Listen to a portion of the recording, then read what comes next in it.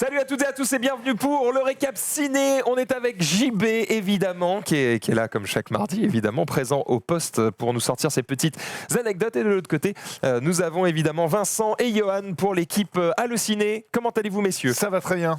On est prêt parce que là 2 semaines de news à s'enfiler puisque il n'y avait pas le récap ciné la semaine dernière. On a beaucoup de choses à se dire mais on va commencer par quelque chose parce qu'on va parler, d'ailleurs on a coupé le chat pour ça, donc nous on ne verra pas les spoils éventuels. On vous invite évidemment, si là vous allez pouvoir. Là, vous allez pouvoir. On va déclencher l'alerte spoiler, d'accord? C'est-à-dire qu'à partir de maintenant, dans le chat, attendez 10 secondes quand même, que les gens qui veulent pas se faire spoiler se cassent. On va parler d'Avengers Endgame, d'accord? Tout à fait. C'est ça. Donc, tous ceux qui ne veulent pas se faire spoiler autour d'Avengers Endgame ou des futurs films, parce qu'on va parler des futurs films qui du coup font écho à ce qui se passe dans le film Avengers, vous vous cassez, vous revenez dans... Il est quelle heure? Il est 12, on l'a jusqu'à 30, vous avez un bon quart d'heure comme ça pour pas être tout ça. 17h30, on revient sur un récap sans spoiler. De toute façon, dès que vous voyez cette bannière, c'est qu'il faut pas mettre le son, sinon vous allez être déçus. Et comme moi, j'ai pas vu le film, je me casse et c'est Xari qui prend ma place. Allez, salut. Voilà. Salut à toi mec, bonne émission. Ouais, parce que lui il veut pas se faire spoil, donc voilà, je peux comprendre. Bonjour. Je n'ai pas vu le film, non je rigole, j'ai évidemment regardé le film, donc on va en parler. Moi j'avais d'ailleurs fait sur ma perso dimanche, j'ai fait un petit débat avec les gens qui avaient déjà vu le film et je leur avais demandé une note en gros sur 10 pour savoir. Est-ce que tu as aimé le film? Quelle est ta note? Alors moi j'ai aimé le film, j'ai mis entre 7 et 9 quoi, c'est-à-dire Okay. bon 8, film, quoi, bon film de fin. En gros 8. Mais c'est pas le meilleur film. Enfin, j'ai pas trouvé que c'était le meilleur film du MCU. Mais après, le problème, c'est que je ne saurais pas dire quel film du MCU j'ai préféré. C'est le perso le plus puissant. Parce que quand il est gigantesque comme ça, il peut rien lui arriver. Personne ne peut le défoncer en fait. Oui, c'est vrai qu'Ant-Man est assez fort, mais. Donc en fait, Ant-Man c'est le plus puissant. Le plan il est simple. Il y a Thanos. Tu vas en gros, tu l'écrases et puis voilà, fin du film. Donc il y a des trucs un peu comme ça. Enfin, après j'imagine que, je sais qu'ils doivent faire un film. Mais bon voilà quoi. Mais je sais pas. En fait, j'aimerais le voir une deuxième fois parce que déjà je l'ai pas vu entièrement. Mais là, ta première note en bol de riz peut-être sur 5 sur 5 Ouais. je dirais 2,5, 3. En tout cas, ce qui est sûr, c'est que j'ai préféré Infinity War, ça c'est certain. Celui donc le 3 quoi. Ouais. Ok. Là, je te rejoins sur Infinity War. Je pense que je l'ai beaucoup mieux apprécié parce que je l'ai trouvé beaucoup plus construit, mieux construit déjà scénaristiquement. Parce que là, c'est vraiment, c'est un peu brouillon la façon dont ils amènent tout le voyage dans le temps, etc. Le problème, c'est qu'en fait, le film dure déjà 3 heures, mais t'as l'impression que c'est pas assez long. Enfin, qu'il y a certains trucs en mode, oh, les gars, on doit finir quand même, donc dépêchons-nous. J'aurais plus vu une série, tu vois, Ça pour. dure longtemps. Mais pas On a assez. le sentiment que c'est pas assez. Ouais. Et là, j'ai parlé de points négatifs, mais quand même sur les points positifs, je dois dire que j'ai eu le sentiment que les scénaristes ont tenté d'apporter quelque chose de nouveau par rapport aux anciens Avengers, avec un Thor qui a un bide, avec un Hulk un peu gentil, alors même si c'est un peu les points négatifs pour moi. Mais je trouve ça cool d'avoir tenté des choses nouvelles pour une Rien fois. que le fait que, honnêtement, de base, de voir Thanos qui meurt dans les 30 premières minutes, tu t'attends pas forcément à ce qui se passe On ça. s'y attend pas, même si moi je me suis dit, bon, de toute façon, on peut pas ne voir Thanos que dans cette situation-là. Non, mais oui. Ils vont trouver un truc pour le faire revenir. Évidemment, mais ce que je veux dire, c'est que. Mais tu vois, ça fait partie des on s'en choses où doutait pas forcément. on est surpris. Et ça, je trouvais ça cool parce que ça fait des années que maintenant on a un univers MCU et on a à peu près les mêmes trames pour tous les films. Le méchant qui arrive, les super-héros qui se rejoignent et à la fin il meurt, puis ça déclenche un cliffhanger, etc. Et là, pour une fois, on est assez surpris. Thanos, on le voit faible au début, il se fait défoncer au bout de 2 minutes. Et moi, j'ai trouvé ça cool parce que je me suis dit, ok, il nous emmène vers une direction qu'on n'a pas l'habitude de prendre par rapport au film précédent et j'ai trouvé ça assez chouette, finalement. Johan, ton avis? Moi, mon avis, je me suis pas trop intéressé aux détails du film. En fait, vous connaissez mon amour. Alors toi, t'es pas très fan, mais t'as quand même un peu tout regardé, quoi. J'ai trouvé que c'était une belle conclusion, qu'il y avait une vraie émotion à la fin. Et puis moi, je suis allé le voir à la première projection du mercredi, donc avec les vrais gens, donc pas une projection presse et tout ça. Et c'est un vrai truc à vivre, quoi. Avec les vrais gens, excusez-nous, monsieur. Mais non, mais pas. Moi, j'y suis allé mardi aussi. Parce que nous, t'as aussi été à des projections presse. C'est quand même pas le même public. Non, et là, de voir des gens qui applaudissent et tout, tu sentais que c'était vraiment la fin d'une saison qui a duré 10 ans. Dans la projection presse Non, mais pendant la VP, en tout cas, ça a applaudi. Et c'est comme si c'était une saison de Game of Thrones, mais qui avait duré sur 10 ans, et t'as enfin le dernier épisode de ta saison et même de ta série. Et donc à ce niveau-là, on a vécu un truc assez unique dans l'histoire du cinéma même. C'est ça. Après, moi, les applaudissements au cinéma, je suis un peu en malaise. Ça a lancé des petits applaudissements, personne n'a suivi. C'était un peu mitigé. Et je te rends la parole. Et l'autre truc que j'ai trouvé bien, c'est qu'ils ont quand même des pointures en tant qu'acteurs, ils ont enfin un truc à jouer. C'est-à-dire que ça fait quand même 21 films que les mecs jouaient pas, ils mettaient juste un costume, ils prenaient un chèque. Là, en fait, notamment d'avoir recentré le film sur sur les principaux Avengers qui sont au centre du film, et chacun doit faire face soit à un trauma, la mort de proches, c'est plutôt pas mal, quoi. Donc, j'ai trouvé Chris Hemsworth très cool au niveau de l'acting. Ouais, voilà, lui, il a un vrai potentiel comique. Robert Downey Jr. fait enfin un vrai truc dans Iron Man. Chris Evans, qui normalement a le personnage le plus relou, Captain America, il est relou comme personnage. En fait, il en fait un vrai truc et la fin est super émouvante. Donc, j'ai trouvé ça bien de laisser la place enfin à des comédiens et pas à des mecs en costume. Donc une note, Ouais, j'ai pas vraiment de note, mais un sentiment, un un avis. 7. Un 7. Un 7. Ok. Mais du coup, Je te rends la parole, pardon. Non, je te rejoignais sur le côté historique. C'est vrai qu'on a, on a vraiment l'impression de vivre un moment historique entre ça et la fin de Game of Thrones aussi. Et dans la salle où j'étais aussi, il y avait vraiment toute une espèce d'engouement avec quand il y avait les super-héros qui sont revenus à la fin. Tout le monde applaudissait à chaque apparition des nouveaux héros qui venaient, notamment Black Panther, toutes les héroïnes voilà, qui se sont mises aussi à avoir leur moment. On sentait vraiment quelque chose de galvanisant. Donc, en ce sens, ils ont vraiment réussi quelque chose avec cette fin de MCU. Après, c'est vrai que bon, on est quand même plusieurs jours après, je me sens quand même un peu déçu de ne pas avoir peut-être eu certains combats que j'aurais aimé avoir. En fait, le truc, c'est qu'à la fin, c'est très épique le moment où il y a tout le monde qui arrive. Mais ça va vite, quoi, à la fin. Enfin, genre, chacun a ses petites 10, 15, vingtaine de secondes contre Thanos en 1v1, qui d'ailleurs, pour moi, est un peu trop fort, alors que. Et il est très fort, Thanos de base. Mais bon, quand il avait 4 gemmes, il se fait un petit peu bolos par Spider-Man, Iron Man, tout ça dans le précédent. Là, on sait pas pourquoi ils se mettent en 1v1 à chaque fois. Tu sais, c'est d'abord toi, puis toi, puis toi. Et puis ça va un peu trop vite. Enfin, les commandants de Thanos, ils sont one-shot. Enfin, j'aurais préféré que la bataille dure peut-être 5-10 minutes de plus, tu vois. C'est ça, par exemple, juste le combat. À un moment, il y a Iron Man, Captain America et le troisième et Thor qui s'avancent vers Thanos et on s'attend à ce que le combat dure quand même un petit peu et puis c'est vite expédié. C'est ça, c'est juste une petite scène. Pareil, ça m'a un peu saoulé entre guillemets qu'il y ait une scène de rugby avec le gant. Je suis en mode bon bah les gars, battez-vous et donnez. Enfin, on s'en occupera plus tard. Tu vois là, tu vois Spider-Man qui est en mode je passe le gant je fais une passe à Black Panther qui fait une passe à machin. Bon. J'avoue que j'ai raté quelques scènes hier et il y a une raison pour laquelle Thor est aussi faible au début du film. Parce qu'il est affaibli ou c'est juste qu'il a perdu sa hargne quoi. Il a un trauma, une sorte. En gros, c'est comme s'il était en dépression. Tu vois. On a quand même un méchant qui est imbattable, alors que tous les Avengers dans Infinity War sont autour de lui. Puis là, d'un coup, il est méga faible. Il n'y a pas vraiment. Il est pas méga faible. Si, il est méga faible. Il fait une clé de bras, puis voilà, c'est terminé. Et la scène où il joue à Fortnite. Ouais. Après, on le voit pas jouer. C'est lui, il est à côté de ses potes qui jouent. Mais non, mais en vrai, il y a le problème entre guillemets, c'est que les puissances, c'est très difficile aussi à mettre à un niveau correct. C'est-à-dire que Captain Marvel est trop forte. Du coup, bon, la facilité scénaristique en mode ah ouais, allô, il y a d'autres univers qui m'appellent. Bon, ça c'est n'importe quoi. Et elle revient après, elle arrive quand même à se faire défonce. Thor et Hulk, qui sont les deux plus forts, du coup, sont nerfés et affaiblis de ouf. Parce que sinon, bah, tu te dis, entre guillemets, ils ont juste à. C'est vrai que dans Infinity War, il lui met un coup de hache, il avait visé la tête, techniquement, c'était fini. Et là, il a du mal alors qu'il n'a pas de gemme en face. Donc, c'est vrai qu'il y a certaines incohérences sur ce point, mais en même temps, pour donner un tout petit peu de lumière à un peu tout le monde, il faut pas qu'il y ait un mec qui prenne le dessus. Le seul truc, moi, que j'ai trouvé un petit peu dommage, c'est que même si la fin était bien et que le film finit en beauté, vu que bon, déjà, on savait que Robert Downey Jr. et que Chris Evans, ils étaient en fin de contrat, donc leurs personnages, ils allaient disparaître d'une façon ou d'une autre. Donc j'ai trouvé que c'était plutôt bien fait d'avoir fait une mort et puis un passage de témoin, entre guillemets. Mais c'est un petit peu, du coup, Captain America et Iron Man et compagnie, tu vois. Enfin, c'est quand même vraiment leur film. C'est beaucoup axé sur eux. Il y a un petit peu aussi Natasha Romanoff, Scarlett Johansson, Hawkeye, etc. Mais c'est vrai que Hulk, c'est un peu le bouffon et Thor, c'est un peu le dépressif, alors que bon, il faut quand même sauver l'univers. Donc voilà, c'est un petit peu ça qui m'a. C'est un vrai virage pour Thor d'en faire un type dépressif parce que. Parce que c'était quand même un dieu. Là, on le voit. C'est surtout que techniquement, c'est vraiment le bide. J'avais du mal à y croire en fait. Ça fait un peu mal. Ouais. Et puis dans le précédent Avenger, c'est le boss. Oui, voilà, ça. Il arrive, donc c'est là, lui qui sauve. Il y avait un virage quand même assez trop prononcé pour créer pour changer le personnage de Thor.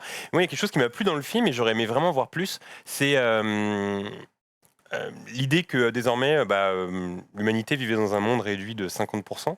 Et ça, je trouvais assez chouette comme idée. Limite, j'avais envie de voir un film qui n'a pas du tout de rapport avec Avengers, où en gros 50% de la population disparaît, et comment on s'organise d'un coup dans une population où, ils le disent dans le film, il n'y a plus l'équipe de baseball des Mets, il n'y a plus rien, donc comment on vit dans une société comme ça.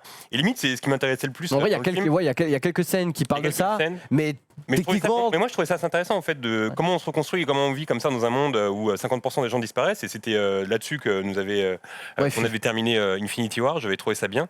Et c'est terrible parce que dans le film, quand on voit Thanos au départ en train de faire de la cueillette à côté de chez lui, Il fait Gladiator, il est comme ça. limite, moi je l'ai trouvé un peu touchant. Et en fait, alors ça n'a rien à voir, mais Tu dis, est-ce qu'il a pas raison? non, mais en fait, il y a quelques jours, j'ai vu un reportage, un documentaire terrible sur le réchauffement climatique, sur le fait que l'humanité, en l'espace d'un siècle, a complètement défoncé la planète. Et en gros, c'est terrible parce que pendant le film, je me suis dit, et si Thanos n'avait pas raison finalement? Ah, mais Si c'était moi, pas mieux en fait, moi, ça fait un an que je me dis ça. Le Mais but, voilà, et en fait- but de Thanos, c'est justement qu'au fond, il a raison, Voilà. mais que Mais c'est en la fait- manière mais qui est... du coup, Mais pendant même le film, je la me disais, manière est plutôt classe. Mais ouais, mais en fait, du coup, pendant le film, je me disais, en fait, Thanos, il est gentil. C'est gentil d'avoir fait ça. En fait, il a sauvé la planète. Nous, on Exactement. va se reconstruire de notre côté, mais je sais pas. Voilà. Ouais, mais si. Bah, en fait, il aurait mieux fait de faire sa deuxième idée dès le départ. Genre, il tue tout le monde, il repop tout le monde. Alors, il fait un recensement de tous les bâtards sur Terre. Il les supprime tous. Ah, mais le problème, c'est qu'il s'occupe pas que de la Terre, il s'occupe de tout l'univers, Ouais, mais techniquement. le principe de claquer du doigt, il peut faire ce qu'il veut. Donc, Normalement, il il pourrait peut doubler faire les ressources, par exemple. ça. Oui, bah, c'est ce qu'on avait dit, mais il n'y a pas de fil non plus. C'est-à-dire qu'il pourrait doubler les ressources à l'infini. Dans le film, c'est la manière dont il chope les pierres à la fin, Iron Man. Je trouvais ça un peu trop Oui. facile. J'ai pas Il compris, arrive, ouais. alors, je sais pas, il a fait un tour de passe-passe, il a tout pris d'un Parce coup. que je pense qu'il est son gant est relié, tu sais, elle est fait avec elle est fabriquée en nanomachine de chez Oui, Stark bon. et du coup il a pu faire. Ouais, je sais pas, c'est un peu facile, quoi. J'aurais aimé que. En fait, le truc, c'est qu'il y a certains moments où, bon, tu sais que Thanos, à la fin, il va perdre, parce que on est dans un film de super-héros, mais on sait un petit peu too much le. Ouais. Bah, moi, sorcière rouge, j'arrive à le battre parce que je suis ultra forte, et oui, t'es ultra forte. Comme par hasard, il y a un vaisseau qui me tire dessus alors que c'est random total et que ça me sauve. Après, hop, j'arrive. En tout cas, Il y a Captain Marvel qui arrive. Voilà, Robert enfin. Downey Jr. a maigri, je trouvais ça assez bluffant. C'était Ah hyper oui. bien fait. Ouais, quand il revient de l'espace, ouais, c'est pas mal. Après, il y a beaucoup de bons moments. C'est juste que. Après, il y a aussi, je trouve, des fois, il y a des gens qui sont déçus parce que ils ont au fond d'eux pas envie que ce soit fini, tu vois. C'est-à-dire que. Alors, est-ce que c'est vraiment fini? Ça, la question. Non, là, ils ont tué Iron Man. Donc il n'y a pas vraiment de manière de le faire revenir par la suite. Bah, il va Captain soit voir sa America, c'est fille, soit terminé. voir le. Moi, je pense que leur seule manière de refaire des Marvel maintenant, et c'est très pénible d'avance, c'est de faire des sortes de reboots, des préquels. Bah, techniquement, il y a quand même encore des personnages qui sont jeunes, qui ont encore un bel avenir entre guillemets. Et puis, Voilà, que tu sais Captain America et Iron Man qui sont les figurines les plus vendues Oui. avec Hulk. non mais ça clairement. Mais après Iron Man, voilà, on a vu dans l'enterrement à la fin, il y a le petit du 3 qui va peut-être reprendre, il y a peut-être sa D'ailleurs, fille grosse qui va performance de reprendre. Michael Douglas à la fin. Je sais pas s'il est venu sur le film avec Robert Tranquille. Voilà, avec Michel Pfeiffer, c'était assez bon. D'ailleurs, c'est un super beau plan pour une fois qu'on s'attarde sur tous les personnages et qu'il n'y a pas de cut toutes les 10 secondes. C'est une belle fin en tout cas de. Et Kobe Smulders qui a pris 20K pour apparaître 2 secondes, bien joué à elle aussi. Ouais, c'est ça. Je sais pas, mais après, il y a par exemple Peter Parker qui est un petit peu, voilà, qui Oui, ça hein, fait mais- vendre aussi. Et Ouais, mais Spider-Man, il n'est pas utilisé dans le film, c'est dommage. bah non, parce que Hulk, dans le combat final, je crois qu'on le voit juste courir avec le groupe. Il doit mettre une droite ou deux. Puis c'est pas tout, vraiment, quoi. parce qu'en fait, il a le bras en charpie, donc du coup. Ouais, mais Non, mais je sais que c'est pourquoi lui triste. foutre le bras en charpie aussi C'est terrible, mais c'est le. Moi, Moi, j'aurais bien aimé qu'il se déchaîne et qu'il soit en colère. Moi, et que- personnellement, dans les Avengers, ce qui me réjouit le plus, c'est la présence de Hulk. Et d'ailleurs, je crois que c'était le tout premier Avengers, si je dis pas de bêtises, il y a cette punchline qui est pour moi la punchline la plus efficace de tous les Oui. Avengers. On a un Hulk. Mm. Et ça, j'avais trouvé ça cool et c'était hyper jouissif de voir Hulk défoncer tout le monde. J'aurais aimé voir ça. Et là, on a eu un Hulk tout mignon. Tout Non mais gentil, ça, de qui toute façon s'énerve tout le pas. monde est d'accord sur Hulk, sur le fait que ça saoulait tout le monde qui fasse des selfies. Ouais. En fait ça saoule pas tout le monde qui fasse des selfies, mais qui fasse des selfies, qui soit gentil, qui soit mignon, mais qu'au bout d'un moment, bon, ça suffit. Oui, ça aurait été bien après qu'il vrille. Ouais, d'un qu'il coup, vrille et qu'il redevienne, parce que j'ai Pourquoi regardé. il est gentil d'un coup. Enfin, excusez-moi, mais j'ai dormi. En fait il est pas vraiment gentil, Bah c'est si, juste... on l'a jamais vu. Il a aussi. Non, mais en gros, il a réussi réconcilié à- ces deux parts. Ouais, il a réussi Et comment à concilier. Bon, je sais pas, Il a travaillé sur les rayons gamma pendant 5 ans Ah oui. et qu'il a enfin trouvé la Ah solution. bon, bah. il a bossé quoi. Après, ce qui est bien, c'est que, entre guillemets, il y a une ellipse de 5 ans, donc du coup, bon, il peut un peu tout se passer ce que tu veux, parce qu'en 5 ans, il se passe. Bon, après, pareil, le coup du rat qui 5 ans après va sauver Ant-Man. Ouais, c'est un peu C'est mal un peu amené. gros, c'est pareil, les mecs, il y a un van où dedans t'as quand même un appareil un peu bizarre qui est sur un toit, personne se dit oh il y a un truc, genre ils les mettent dans une décharge. C'est des trucs un peu comme ça. Alors, j'ai une bonne question pour vous. Voilà. Donc, à la fin de Ant-Man 2, si je dis pas de bêtises, on a Ant-Man qui se perd comme ça dans une sorte de champ cosmique. Mhm. J'imagine que quand ils ont écrit ça, ils avaient déjà écrit du coup Endgame, non? Bah oui, j'avais déjà l'idée en tout cas, je pense, oui. Vraiment. Oui, parce que ça expliquait l'absence de Paul Rudd dans Infinity War. En fait. Oui, puis ils ont expliqué aussi. Enfin, il y a quelques petits clins d'œil, par exemple dans Ultron, quand Captain America soulève presque le marteau. Et après, quand tu le vois soulever le marteau après, du coup, tu te dis ah oui, il nous l'avait déjà fait comprendre avant. Donc, Alors, par contre, moi j'avais lu que ils avaient tourné Endgame avant de tourner Captain Marvel. Exactement, c'est pour ça qu'elle a très peu de scènes et qu'elle n'a pas la même coupe de cheveux et qu'elle joue à l'envers. C'est ça. En fait, On peut résumer ça comme ça. C'est bizarre, ils lui ont donné quelques phrases. Parce qu'elle joue quand même très très mal dans le film. Hein. Elle est vraiment très. J'adore Brie Larson d'habitude, mais là dans Endgame, elle est vraiment très mauvaise. Ça m'a pas choqué. Et en fait, c'est parce que même il l'explique eux-mêmes, ils disent elle n'avait pas encore défini son personnage. C'est-à-dire qu'en gros, on lui a dit tiens voilà 4 répliques. Et en fait, c'est après sur le tournage de Captain Marvel. tu sais pas comment. Enfin, du coup, tu sais pas à quel point elle est forte, etc. Exactement. C'était un peu la même chose avec Infinity War et Black Panther, je crois. Ouais, exactement. Ouais, après, ouais, ça va. Dans Infinity War, Black Panther et tout, ça se passe parce qu'en fait, il fait que se battre, quoi. Donc, mais bon, les gens sont quand même. J'ai pas rencontré trop de gens, à part vraiment des haters de ouf, qui ont dit le film était mauvais, quoi. Mais il y en a. Mais il est pas mauvais. Non, mais voilà. Mais c'est vrai qu'il y en a, je pense, qui sont aussi, voilà, ils sont un peu déçus que ce soit fini. Cette phase-là. C'est intéressant ça. Normalement, la phase. Quelle est la suite pour Alors, justement, Marvel maintenant j'ai plein d'infos. Voilà. Normalement, la tout fin de est la phase, prévu. c'est Spider-Man, on est d'accord. Alors, le prochain film, Spider-Man, dans lequel, donc en fait, c'est celui-là qui va vraiment conclure la phase 3. On croyait que la phase 3 se terminait par celui-là, mais en fait, c'est Spider-Man qui conclut la phase 3 de la même manière que Ant-Man 2 avait conclu la phase précédente, ce qui est un peu bizarre. Et du coup, là, ça va être Spider-Man confronté un peu au deuil de Tony Stark et tout ça, et comment je pense qu'il va devenir adulte, et pas mal de choses. Mysterio, un peu bizarre, quand même. Ça sort en juillet. Il y a donc, même si elle nous a quittés, mais Black Widow va revenir, mais dans un préquel, donc un film sur l'origine. Donc, je sais pas si ça peut être intéressant ou pas, parce que fondamentalement, le personnage est intéressant, mais elle a pas des masses de super pouvoirs. C'est juste elle est super agile. Elle en a aucun, en fait. Voilà, c'est une espionne. Donc, Après, l'histoire de Nick Fury dans Captain Marvel était quand même intéressant. Enfin, c'était quand même intéressant de son histoire, donc à voir. Après, le personnage est quand même charismatique, et puis bon, Scarlett Johansson, enfin, je trouvais que dans le dernier film, en tout cas, elle arrivait à donner de l'émotion et était quand même bien brisée et tout. Enfin, c'était correct. Ouais, non, ça peut être intéressant. Donc, et après, donc voilà, les films un peu nouveaux. Donc, un des trucs surprenants, c'est qu'ils vont tourner The Eternals, les Éternels, qui est donc le pan cosmique de l'univers Marvel. Je pense que tu expliqueras ça mieux que moi, mais en gros, c'est des mecs qui contrôlent des planètes, des galaxies, tout ça. Les Éternels, c'est les big boss, quoi. En gros, c'est souvent c'est soit des gros méchants, enfin, en tout cas, c'est des entités qui sont très puissantes. Oui, largement. C'est de l'équivalent de Thanos, quoi, au niveau de la puissance. Dans les BD, il n'y a jamais eu une rencontre Avengers, les Éternels. Alors, si, mais il y a dans les BD, gros, il y a des rencontres Thanos avec. Enfin, dans la BD où Thanos a le gant, je vais pas spoil ça parce que c'est peut-être que les mecs n'ont pas vu le comics, mais c'est n'importe quoi. Enfin, vraiment. Tu dessines tous les personnages, tu les mets ensemble et c'est un grand bordel. Mais après, ça peut être intéressant du coup de voir des vrais grands méchants. Ce qui peut être intéressant, c'est de voir des nouveaux personnages, des nouveaux héros. Ça peut être intéressant. Oui, ou alors voir des personnages qui ont été totalement bafoués, genre Galactus qui est un cumulonimbus dans les 4 Fantastiques, alors qu'en vrai, pas du tout. Hein, donc, surtout, ce qui est intéressant, c'est qu'ils veulent le confier à une réalisatrice qui vient du cinéma indépendant, donc elle peut mettre un truc très terre à terre et très humain dans un truc qui est normalement cosmique et qui est même qui en film rendrait un truc ridicule.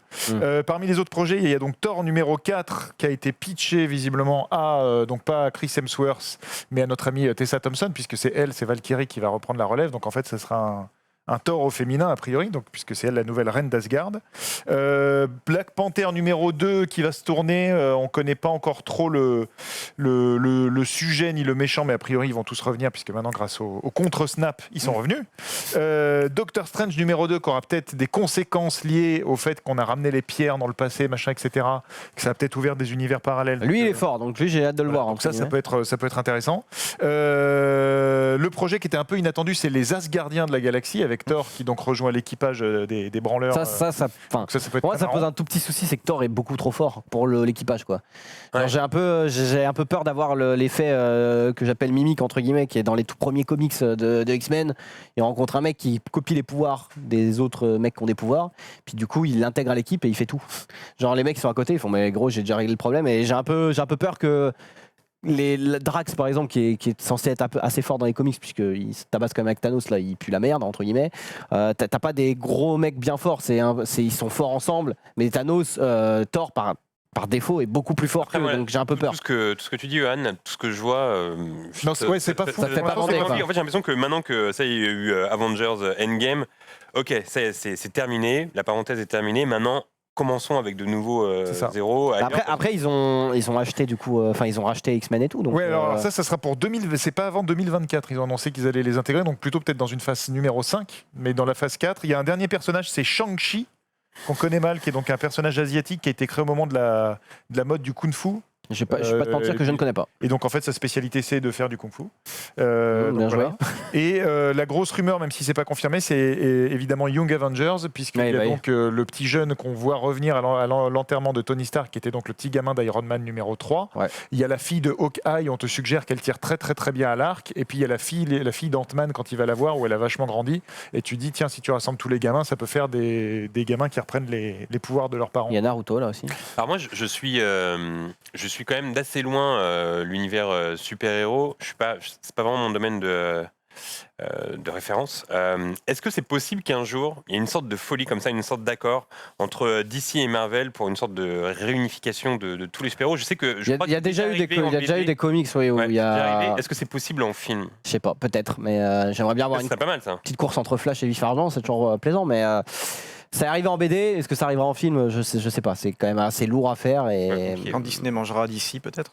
quand Disney mangera tout le monde, ils feront ce qu'ils veulent, quoi. Mais Bah, ouais. donc ouais. Mais après, avec la franchise du coup X-Men et tout, parce que techniquement, la Sorcière Rouge, bah c'est un X-Men de base. C'est juste que dans le film, on sait pas d'où elle vient, mais voilà, Vif Argent, on sait que c'est un X-Men, enfin que c'est un mutant. Mais ils avaient pas le droit de le citer, pas le droit de le mentionner, etc. Mais maintenant qu'ils ont récupéré les droits, ouais, mettre des X-Men, parce que les X-Men, ce qui est bien, c'est qu'il y a t'as une prolifération. Tu peux inventer, entre guillemets, tu peux reprendre plein de mutants qui existent, il y en a des tonnes, et puis tu peux aussi en inventer techniquement. Tu peux faire un mutant qui chie de la choucroute, et ça passe, tu vois. Donc c'est ça qui est aussi intéressant avec cette licence, c'est que tu peux ramener, il y a énormément de gens avec des pouvoirs, etc. etc. Donc, et ils ont aussi des méchants qui sont emblématiques et qui peuvent Ouais. bien servir, quoi. Alors pour clore tout ça, maintenant qu'Avengers est terminé, j'ai une bonne question pour vous. Votre Avengers préféré, maintenant que tout est terminé? Celui qui vous a le plus séduit durant toute cette série de films? De film ou de personnages? Film. Enfin, les personnages, l'Avengers dans tous les Les 4 domaines. juste les 4 ou Non, juste le Avengers qui vous a le plus plu. Oui, donc dans les 4 Avengers. Ah non, le personnage Avengers. Dans tout l'univers. Film Avengers, si on peut dire que Ant-Man mais c'est un Avengers, Ah, Spider-Man tu aussi. parles d'un personnage, pas Ouais, d'un voilà, film tous les Avengers. personnages du MCU en fait. Ah, Dans Avengers. moi en vrai mon préféré c'est Ant-Man, mais pour des raisons. bravo. Mais pour des raisons, Bravo. pour des raisons de. Ant-Man. En tout cas, je trouve que dans les films, les scènes où il y a Ant-Man qui combat, etc., c'est ultra stylé. Je trouve. C'est stylé, et puis aussi le Paul Rudd il fait beaucoup, je trouve. Ouais, bah, moi j'aimais bien dans Friends déjà, donc à l'époque, à la bonne vieille époque. Non, mais en vrai, je trouve que ça change un peu. Enfin, Non, c'est vrai. c'est le premier D'ailleurs, Ant-Man. les Ant-Man, avec le premier Iron Man, c'est mes films Marvel préférés. Après, j'ai pas trop kiffé le deuxième, mais Ouais, le 1, j'ai beaucoup aimé le 1 parce Ça changeait, que ça change, ça demandait ça faisait un petit bol d'air frais. Et puis, j'aime bien les challengers, quoi. J'aime Ouais, pas pareil. trop les têtes d'affiche. Ouais, moi j'adore le deuxième Captain America, Winter Soldier, parce qu'il y a tout le côté espionnage que j'aime beaucoup.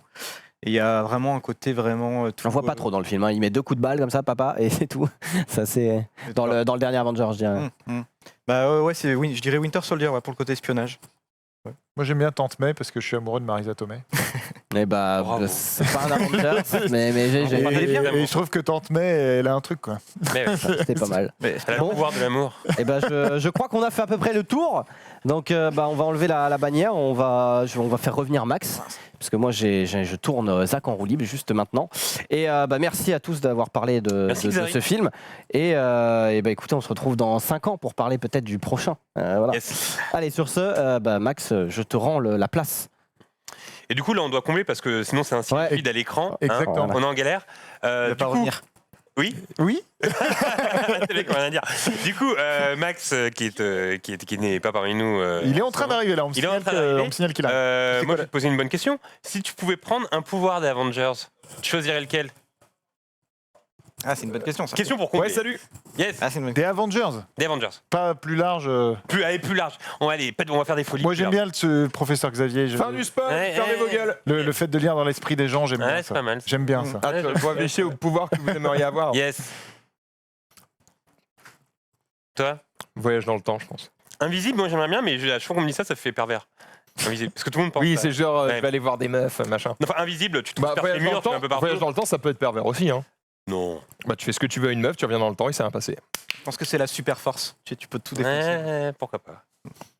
Voilà. Très bien, tu n'as pas été spoil. Voilà. Merci, bah, ça fait extrêmement. Ça me procure du plaisir, voilà, tout simplement. On va pouvoir continuer évidemment ce récap ciné maintenant qu'on a fait un joli petit tour de l'environnement Endgame et on va partir directement sur les news.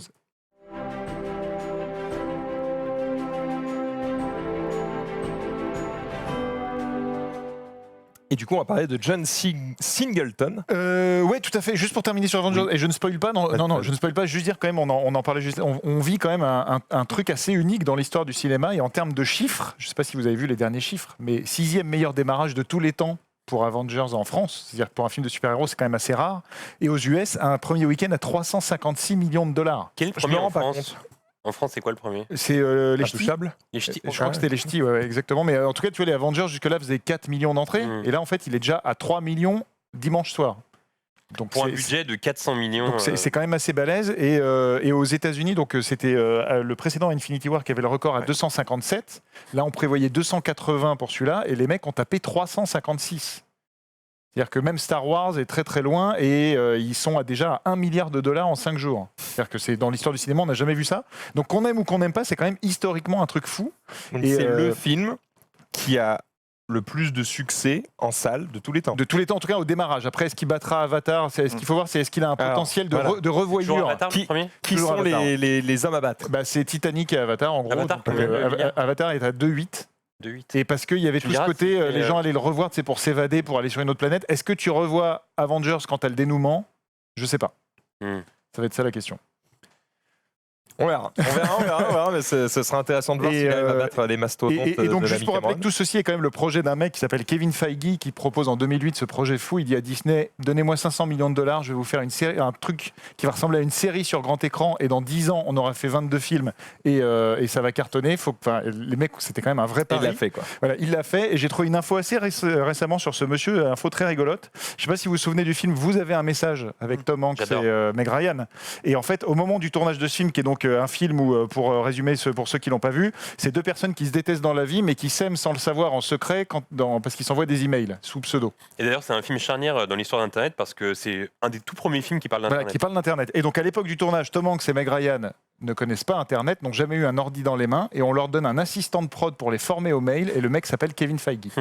Et c'est quand même marrant de dire que le mec a démarré au cinéma en aidant Meg Ryan à envoyer son premier email, et aujourd'hui c'est le roi du monde. Moi je trouve ça rigolo. Beau gosse. Voilà. Donc c'est plutôt une info qui est marrante. Qu'on aurait pu retrouver dans Tabs. Exactement. C'est le genre d'info que je mets dans Video Store, c'est sûr. Pour le moment, on va parler de John Voilà. Singleton, RIP. John Singleton Voilà. qui nous quitte manifestement. Voilà, John Singleton qui est décédé hier à l'âge de 51 ans, donc beaucoup trop tôt, des suites d'un AVC. Ça faisait plusieurs jours qu'il était dans le coma et sa famille a décidé d'éteindre la petite machine qui le maintenait en vie. Et pour vous resituer ce monsieur, alors il a eu une fin de carrière donc assez récemment qui n'est pas forcément très notable, mais surtout il avait démarré avec un film qui s'appelait Boys in the Hood. Donc un pur film de ghetto qui date du début des années 90 et qui avait fait que le monsieur était le premier réalisateur afro-américain nommé aux Oscars en tant que meilleur réalisateur. Donc c'est quand même une date dans l'histoire du cinéma. Et si vous n'avez pas vu ce film, bon ça a pris un peu 1000 ans quand même, hein, ce look très années 90, cette chemise interdite, tout ça. Mais ça fait partie des grands films de ce qu'on appelle le sous-genre des films de ghetto. Et d'ailleurs, si je dis pas de bêtises, il me semble qu'il avait reçu un prix à Cannes, meilleur premier film ou quelque chose comme ça, je crois. Ouais. Et après, il avait fait Poetic Justice avec la sœur de Michael Jackson, Janet Jackson. Et puis après, les films étaient un petit peu moins bons. Il y avait eu le reboot de Shaft avec Samuel L. Jackson qui était sympathique mais sans plus. Too Fast, Too Furious qui n'était pas non plus le meilleur des Fast and Furious. Il avait fait le très mauvais Identité secrète avec cette quiche de Taylor Lautner.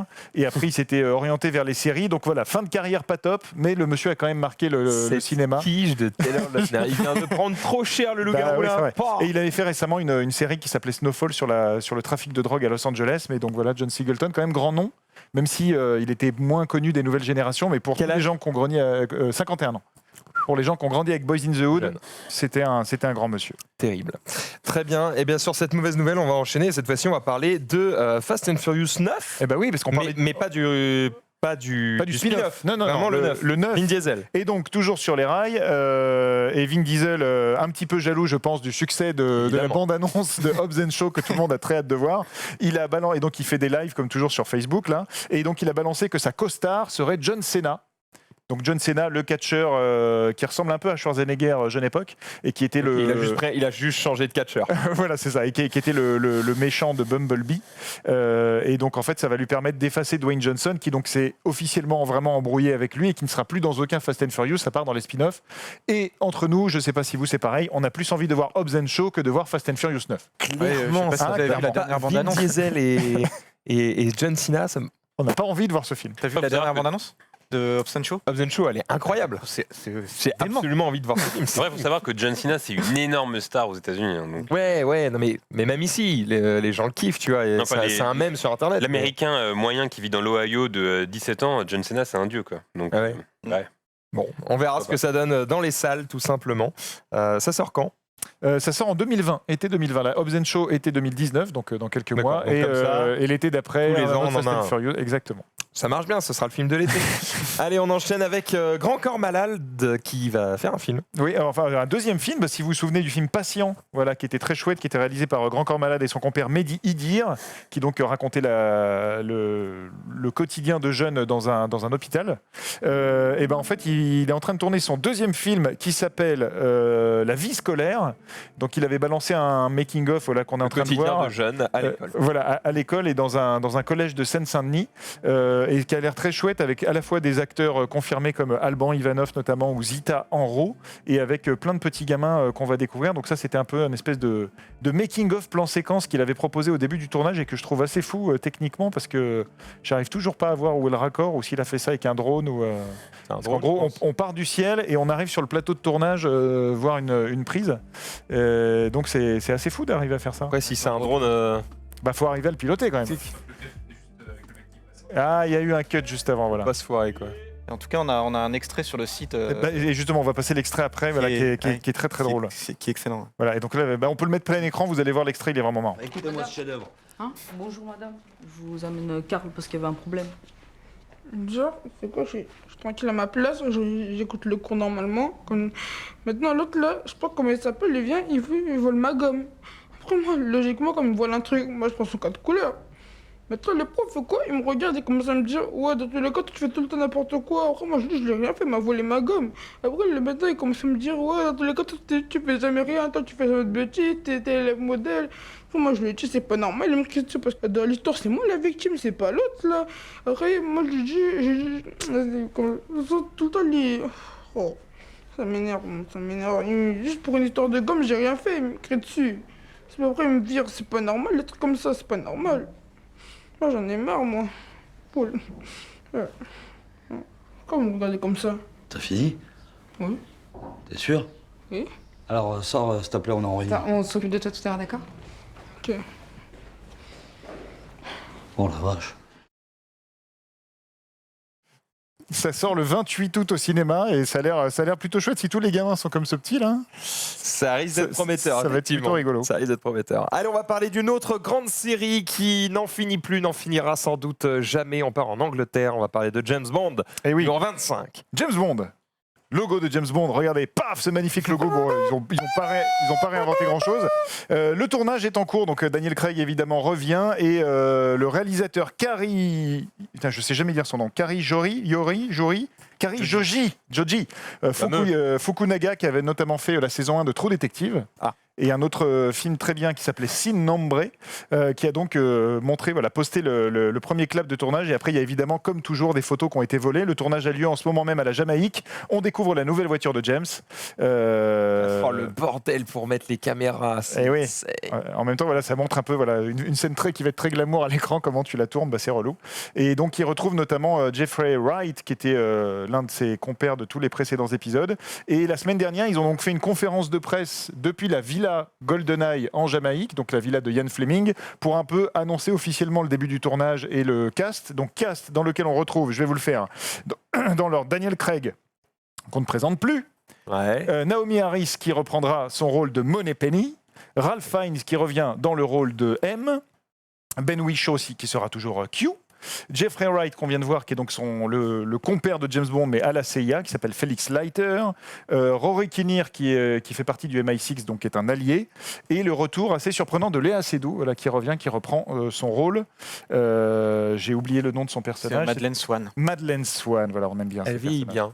Elle vieillit bien. Et parmi, on va dire un peu les antagonistes ou les nouveaux visages, Rami Malek qui sera donc le méchant du film, donc ça c'est plutôt cool. C'est vrai qu'il a une tête de méchant, Rami Malek. Ouais. Tu trouves Bah, là, Justement, moi, j'allais dire, je trouve qu'il a tellement l'air gentil. Donc ça, c'est en tout cas, on ne connaît pas la teneur, Ok, on verra la comment teneur il du fait. méchant, mais ça peut être bien. La Ah. James Bond Girl, ce sera Anna de Armas qui jouait C'est notamment validé, dans j'irai voir. Blade Runner 2049. Il y aura, on ne sait pas s'il est méchant ou gentil, mais a priori, il a une tête de méchant comme ça plutôt. Donc c'est David Danzig. Ouais. bah, je pense que c'est un méchant qui ressemble un peu au. comment il s'appelle Michael Ironside. Ironside. Ah ouais, un peu, Ouais. un peu. Il y a des... Il y aura Ouais, Jean-Pierre Bacry. Lashana Lynch qui a été révélée cette année par Captain Marvel qui jouera, alors on ne sait pas pareil si elle est du camp des gentils ou dans le camp des méchants, et deux autres personnages qu'on connaît, enfin acteurs qu'on connaît moins, Billy Magnussen et surtout un petit français, voilà, Dali Ben Salah qui rejoint la distribution, qu'on ne connaissait pas forcément. Ça va être méchant. Et donc ça fait 2 Français au casting de ce James Bond qui sortira en 2020, On a encore un petit peu de temps. Oh, été 2020 avril 2020. 8 Ok, avril donc on 2020. prendra James Bond, après on prendra Vin Diesel. Ok, il y a un petit parcours du combattant à faire. Mais ce qui est Très bizarre, c'est pas vraiment une date pour un James Bond. C'est Ouais. plutôt fin d'année les James, Ouais, les novembre, James ouais, Bond, c'est octobre, plutôt ouais, c'est ça. Et faire un C'est un James peu Bond en bâtard, avril, avril. c'est bizarre. Ouais. C'est bizarre. On verra. bien. Ouais, il sera reporté. Il y a peut-être un truc dans le genre. Bon, et on termine ces news avec eh bien Will Smith qui va se battre contre lui-même. Alors il s'avère que non, on a décidé de changer vu que la bande-annonce de Sonic est tombée entre temps Ah et oui. qu'elle se fait défoncer Ouais, c'est chaud. On peut à en travers parler. le monde. Donc on Alors, s'est dit, montrera on va, du mini après. c'est voilà, pas- on va montrer t'inquiète. Sonic parce que visiblement c'est une catastrophe. Ah bah c'est pas surprenant. On avait vu les premières images du hérisson et ça n'est pas envie. C'est parti.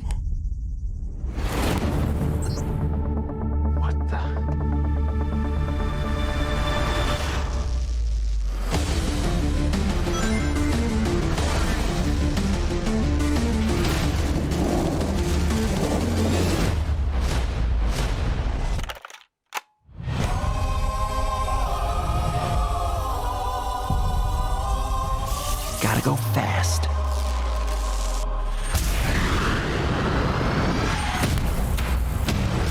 Minutes ago, an energy surge knocked out power across the entire Pacific Northwest. This needs someone who can figure out exactly what we're dealing with. You're not suggesting who I think you're suggesting. We have no choice. What the? Are you in charge here? Yes, I am. Nope! I'm Wrong. I'm in charge. Listen, pal, I don't know if you realize I'm sorry, Major. What was your name? Benny. Nobody cares! SFPD. Meow. Oh, come on. Okay, pal, I want answers. Basically, it looks like I'm gonna have to save your planet.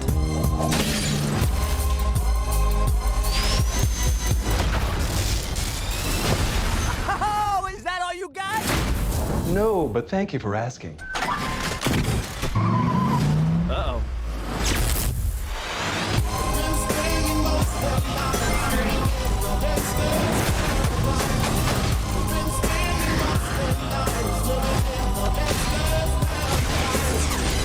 Look at this. I took 9 million steps today.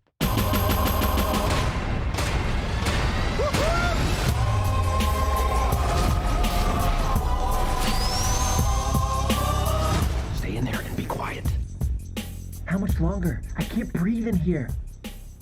Do you have your child in that bag? No. I mean, yes, it's a child, but it's not mine. It's not your child. It smells like body spray and an old ham sandwich.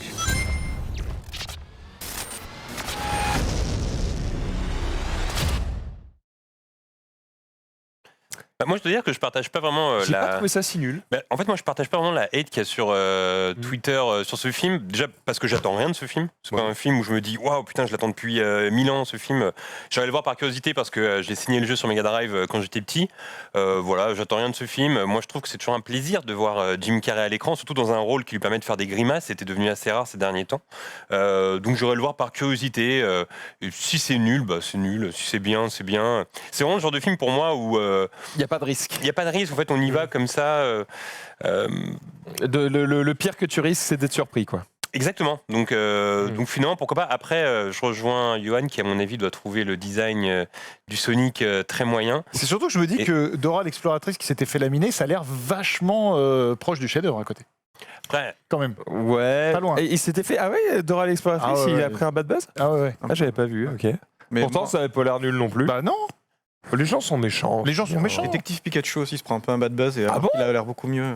Parce que tous ceux avec qui on en parle, Détective Pikachu, Ah ouais ils sont en mode ça va être trop bien, trop envie de le voir.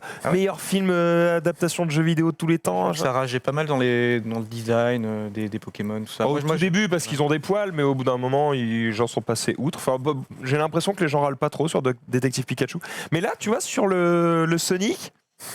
Bon, effectivement, le design du Sonic, bon, c'est les pattes. Un peu trop carton. Il y a un problème de pattes. Mais même Mais la figure, bon, la figure est pas attachante, je trouve. Ouais, Le visage n'est pas attachant.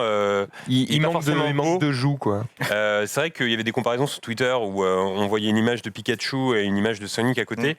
Et Pikachu, il a l'air vraiment attachant, très mignon. Et là, Sonic, on n'a pas vraiment envie de s'attacher à lui. Bah, ça, c'est un truc à la con. J'imagine que les mecs qui ont fait le truc savent évidemment comment ça fonctionne. Mais tu sais, toutes les mascottes qu'on a sur les boîtes de céréales ou autres pour les enfants, en gros, ils ont des yeux immenses parce que ça, toi, quand tu les regardes, ton inconscient, ça lui rappelle les bébés. Et donc, du coup, tu les trouves mignons directement, tu as envie de les aimer, tu as de l'empathie pour eux. Et c'est pour ça que quand tu essayes de faire un truc qui va plaire aux gosses, ou en tout cas qui ne fait pas peur, tu fais un truc avec des grands yeux. Et là, c'est vrai qu'ils ont rétréci à mort C'est même ses le nez, yeux, et du coup, ça le rend moins sympathique. Même le nez et tout, je sais pas. Mais en tout cas, moi, je suis content de me dire que il y aura Jim Carrey dans un rôle. Parce que finalement, c'est le Dr Robotnik, c'est un peu un rôle pour Jim Carrey, un rôle de type un peu fou comme ça. On sait que Jim Carrey Pourquoi se régale pour jouer ce genre de rôle. Je pense pas que ça va être son rôle le plus marquant dans sa La filmographie. fin m'intéresse parce que c'est vrai qu'au début, tu vois, il a les cheveux noirs, sa petite moustache, il est tout fin, etc. Ouais. Est-ce que peut-être le film va nous apprendre pourquoi il est devenu gros avec J'imagine une que grosse oui, et en moustache plus, tout chauve C'est là, marrant. dans la bande-annonce, je trouve que la scène des missiles est plutôt pas mal, je trouve. Oui. Voilà. Voilà, à voir. j'irai voir. Ouais, mais t'as raison, voir Jim Carrey un peu dans un rôle comme il disait dans les années 90, Mais oui, un voilà, peu c'est ça. élastique. Exactement. C'est vraiment cool. Et puis il a l'air d'avoir un petit look, tu vois, avec sa veste. Et puis j'imagine que là, on a juste vu les extraits quand il a sa moustache et les cheveux, mais quand il va devenir un peu plus fou, crâne rasé avec ses lunettes, Il va être là genre. ouais, à mon avis, il va être encore plus dingue que ce qu'on a pu voir dans le trailer. Je pense que là, vraiment, ils nous ont montré une partie infime du jeu de Jim Carrey qu'on aura dans le film au final. Ok, bon, du coup, moi, plutôt rassuré. Écoute, on verra ce que ça donne. Du coup, on ne parle pas de Gemini. Sauf si on a le temps, mais comme on a Mais on a pas le temps, on dépassera un peu. c'est ouais, pas moi, grave. juste, de toute façon, je comptais mettre l'abondance de Gemini dans le récap. Donc c'est D'accord. pareil, sauf qu'on en parle avec des gens qui savent de quoi Avant ils de parlent. lancer Gemini, moi, au-delà du film, en fait, je m'interroge surtout, c'est la même chose sur Bond 25, du timing des studios. C'est-à-dire que la semaine de Game of Thrones et Avengers, tu fermes ta gueule. C'est-à-dire oui. que tout le monde, c'est-à-dire, t'as quand même deux trucs qui sont très très hauts dans l'amour des gens, et puis quand même, tu vois, on parlait puis même d'Avengers, dans le niveau, globalement. 400 millions de budget, t'as de quoi faire des belles images de synthèse. Tu balances pas Sonic à ce moment-là, tu te le gardes pendant 15 jours, et tu le balances quand tout le monde essaye de se remettre de Game of Thrones ou je sais pas quoi. Ouais. C'est très bizarre ce timing. Et même James Bond 25, ils ont fait la conférence de presse la veille de sortie d'Avengers aux US, et t'as envie de dire, mais on s'en fout de cette vieille saga. En fait, le truc, c'est Ouais, ça que regarde, C'était un peu tranchant aujourd'hui. Non, mais c'est Non, on aime ce Johan Sardet c'est ça. tranchant. C'est un Cette timing clique. bizarre. C'est un timing bizarre. en fait. J'imagine que c'est des plans de com qui sont prévus 2 ans à l'avance et juste ils chamboulent pas un calendrier, quoi. Ouais, mais je suis d'accord parce que c'est vrai que quand t'es en plein dans Avengers et Game of Thrones par exemple, tu vois James Bond arriver, tu fais. Après, moi, quand même, je dissocie quand même les deux. C'est-à-dire que quand je vois la bande-annonce de Sonic, je pense pas du tout à Game of Thrones ou à Avengers. Je me dis, bon, bah, en fait, c'est des films qui boxent tellement pas dans la même catégorie. Ouais. Puis tu te dis, bah, Si c'est ce encore- que je vais aller voir dans encore 2 mois. si- quoi. Encore s'il y avait un nouveau Batman ou un nouveau Superman qui sortait, qui avait l'air pas terrible en trailer, là je me dirais oui, effectivement, le timing est assez bizarre parce que là ça cartonne pour Avengers, ils sortent un Batman qui a l'air un peu plus faible. Mais là, Sonic, finalement, est-ce que c'est vraiment le même genre de film? C'est pour une autre cible, je sais pas. Bon, on verra ce que ça donne en tout cas à la Mais après, c'est vrai sortie. que c'est risqué, comme dit Johan, c'est risqué. Ouais. Bon, on enchaîne avec Gemini du coup. Gemini, alors pour le pitcher très Je l'aurais mis rapidement, dans le récap. Donc voilà, d'accord. nous allons voir l'affiche. En gros, la technologie permet aujourd'hui de s'auto-rajeunir. Excellent. Donc, vous vous souvenez de Looper où Bruce Willis était confronté à lui-même, et ben là en fait Will Smith est confronté à lui-même, mais joué par lui-même. Et ça c'est quand même très fort. Et donc il va être confronté à son clone, qui est une sorte de version de lui-même améliorée, mais peut-être pas vraiment. Est-ce qu'il a touché le double de son cachet? Ça c'est une bonne question. Une sorte C'est de la double vraie impact. Un Voilà. petit peu. Bah ouais, c'est un film qu'on a déjà vu 1000 fois, mais qui a l'air plutôt sympathique. Donc regardons la bande-annonce.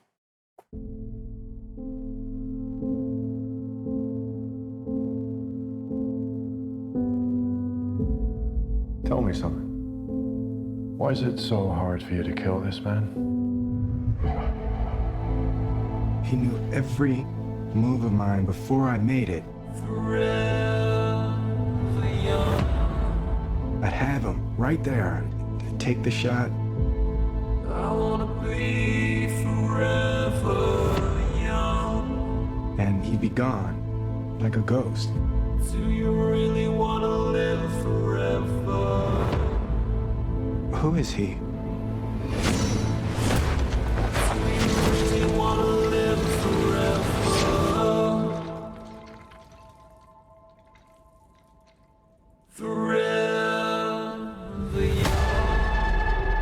I think I know why he's as good as you. He is you. 25 years ago, they made you from me.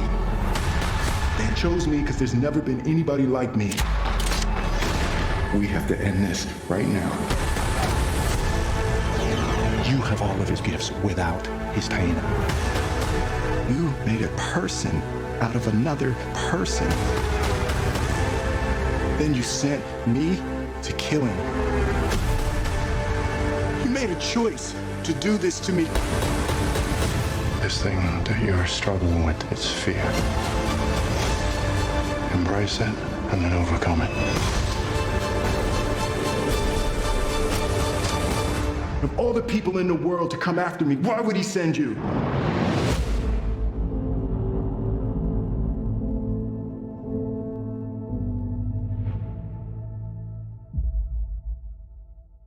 J'ai vachement plus envie d'aller voir Sonic. Non, mais même si sur certains plans on peut voir que le jeune Will Smith, c'est des images de, enfin c'est retravaillé, c'est quand même assez bluffant. C'est assez bluffant tous ces personnages qui sont rajeunis. Je pense à la princesse Leia qu'on avait pu voir dans Rogue One, il me semble, non, c'est ça. Moi, je trouve ça quand même assez bluffant, quoi. Il y a quand même il y a un problème à chaque fois qu'il y a des personnages rajeunis, c'est les yeux. Je pense qu'il y a encore une marge de progression sur les yeux. Une fois qu'ils auront trouvé le truc pour rendre les yeux vraiment réalistes, ça passera, mais c'est déjà quand même... Mais ce qui est incroyable quand même, c'est qu'on peut imaginer que dans, je sais pas, mettons 70-80 ans, quand on sera tous morts autour de cette table, ils pourront faire un film avec les acteurs qui sont morts depuis longtemps, un film qui réunit Schwarzenegger, Harrison Ford, Jean Gabin, en disant au public, voilà, ces acteurs ont existé avant. Et on fait un film avec eux, et puis ce sera encore mieux fait qu'aujourd'hui, parce que ce sera dans 80 ans. Il y aura quand même des histoires de droit avec leur succession et tout. Tu n'utilises pas l'image des gens qui sont morts. Dans le domaine public, on ne sait pas. Non, ils vont prévoir. C'est-à-dire qu'un acteur peut-être se fera scanner, scanner plein d'expressions, et puis en fait, il sera dans une banque de données où et lui, tu peux le prendre quand tu veux pour faire un film. Non, mais on va vraiment vers ça, quoi. Et peut-être même qu'un jour, il y aura de moins en moins d'acteurs. Je sais qu'aujourd'hui, j'avais vu quelque chose d'assez incroyable.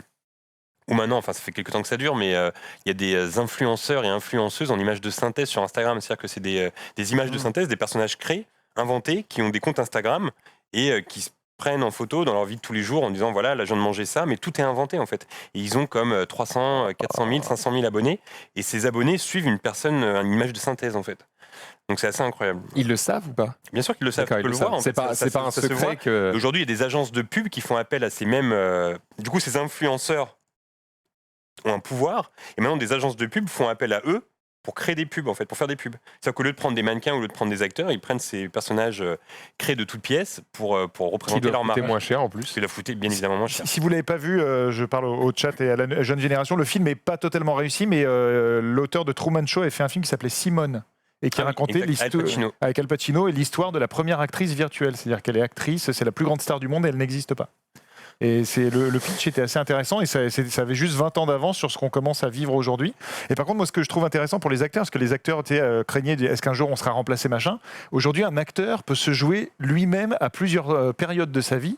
C'est ce que va faire De Niro et ce qu'ont faire De Niro et Al Pacino sur le prochain Scorsese. C'est fascinant pour un acteur. Avant, on devait te foutre du maquillage sur la gueule ou prendre un acteur qui te ressemble pour te jouer. Et maintenant, tu peux te jouer toi-même. Ah, dans le prochain Scorsese, ils vont... En fait, ils vont rajeunir. C'est pour ça que le film coûte si cher. En fait, il coûte quasiment 200 millions de dollars parce qu'en fait, tu vas suivre les personnages dans 4 périodes de leur vie. Et en fait, De Niro et Pacino vont se jouer jeunes, trentenaires, machin, et à l'âge d'aujourd'hui. C'est génial comme technique, de permettre à des comédiens de faire ça. C'est voir fort, ce que ça donnera, parce qu'on n'a pas encore vu d'image. On n'a pas vu. Et mais sur Will pour le Smith, coup, si ça se voit, oui, mais c'est à la fois Bluffant parce que c'est bien fait, mais comme ça se voit, bah, Enfin, c'est quand même pas fou. En off, je disais pendant la bande-annonce à Johan que sur certains plans on le voyait, il m'a dit tu verras, dans certains plans après on se rend pas compte de la différence, et c'est vrai, il y a certains plans où on le voit, ça marche. J'avais l'impression de voir le Will Smith des années 90 quand il jouait dans Independence Day, c'est assez impressionnant. Et ce qui marche sur Captain Marvel avec Samuel L. Jackson, c'est-à-dire que tu as l'impression qu'on a pris le mec de Pulp Fiction et qu'on lui a C'est vrai que demandé ça marche très bien. fou, quoi. Ouais, ça, non, c'est c'est très fort.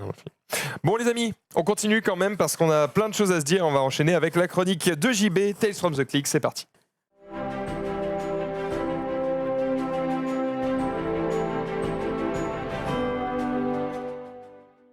On va parler de jouets. Yes, on va parler de jouets parce que figurez-vous que je reviens tout juste de Tokyo. D'accord.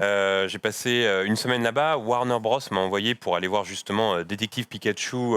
Donc tu l'as vu. Je l'ai vu. Tu sais si c'est bien ou pas. Je sais si c'est bien ou pas. Et tu peux aussi pas nous dire. Godzilla. Et je ne peux rien dire, bien évidemment. Même pas si c'est bien ou pas. Je ne peux rien dire. Non, j'ai signé un contrat. D'accord. Donc je ne peux rien dire. Et donc je suis allé voir Godzilla également. Je prépare une vidéo là-dessus. Elle sortira le 8 mai, donc le jour de la sortie de Détective Pikachu. Je pourrais en parler. J'ai passé 2 jours là-bas, parce que finalement il y avait une semaine où je devais faire plein de choses avec Warner, mais j'avais 2 jours pour moi. Et je suis allé dans des magasins de jouets, parce que là-bas à Tokyo, il y a plein de magasins de jouets qui vendent des jouets des années 80, 90, début 2000. Et du coup, c'est vraiment le paradis pour les gens comme moi qui collectionnent. Du coup, j'ai ramené plein de choses. Et ce qu'on va faire, c'est que je vais vous montrer tout ce que j'ai acheté, parce que j'ai tout ramené. Et ce qui va se passer, c'est qu'en fait, je vais vous montrer les pubs de l'époque, et après, je vais vous montrer les jouets. Et on va commencer avec la première pub. Mais tu vas devoir faire de la place chez toi encore. Mais encore, c'est terrible. Comment tu vas faire? Ma copine est ravie. Et je vous ai ramené une première pub d'époque. C'est parti. Yahoo! It's me, Beetlejuice. Joe Adam, check out my great new house, The Vanishing Ball. Scary. Each sold separately. Just lie down inside and say, Beetlejuice, Beetlejuice, Beetlejuice. Even smell, I'm scary. Ooh. Ah!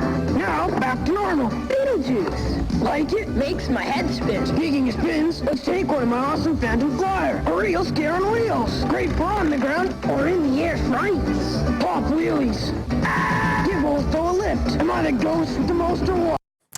Et donc quoi cette voix de merde? Mais oui, mais c'est une voix qui ravit les enfants. Son de qualité. Et donc, alors, je sais pas si on peut faire des sortes de gros plans sur les jouets que j'ai ramenés. Donc j'ai trouvé ce jouet Beetlejuice de la gamme Kenner. Kenner, c'était vraiment la grosse marque des jouets dans les années 80-90. Et voilà, j'ai trouvé ça ravissant. Je n'avais pas encore de jouets de la collection Beetlejuice. Voilà, on va mettre comme ça. Et j'ai trouvé ça très cool. Ce que je vais faire, c'est que je vais vous les passer à chaque fois pour regarder. Et on va. Oui. Et tu le déballeras pas du coup? Non, ça, je ne vais pas le déballer. Surtout qu'il y a une deuxième protection. Ah, attention, si tu veux que ça parte en bagarre, tu me le dis. Ah bah oui.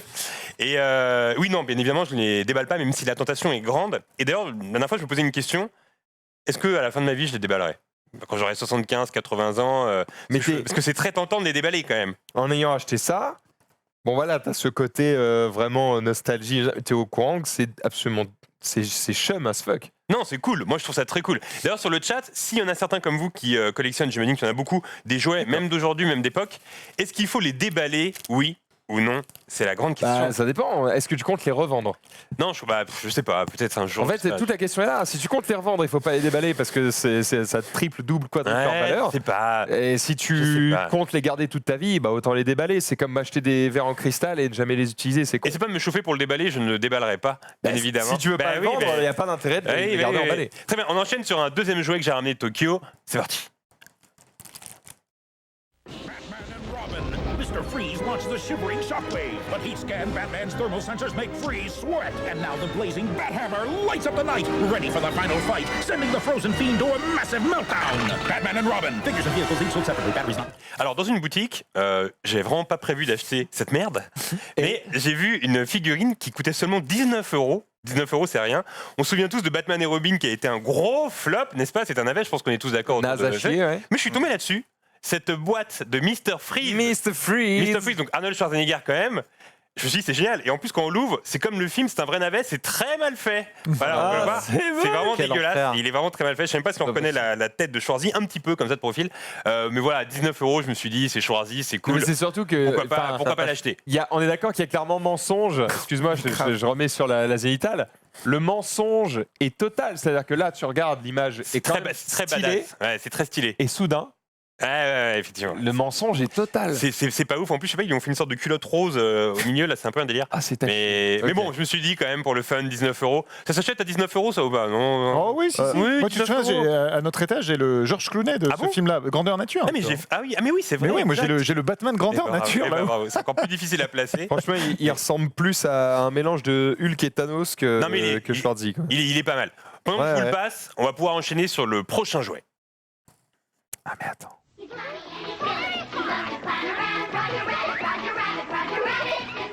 just flew in, and boy, am I on fire! My name's Roger, but you can call me Roger. What do you know, Roger? I know it's raining cats and dogs. I just stepped on a poodle.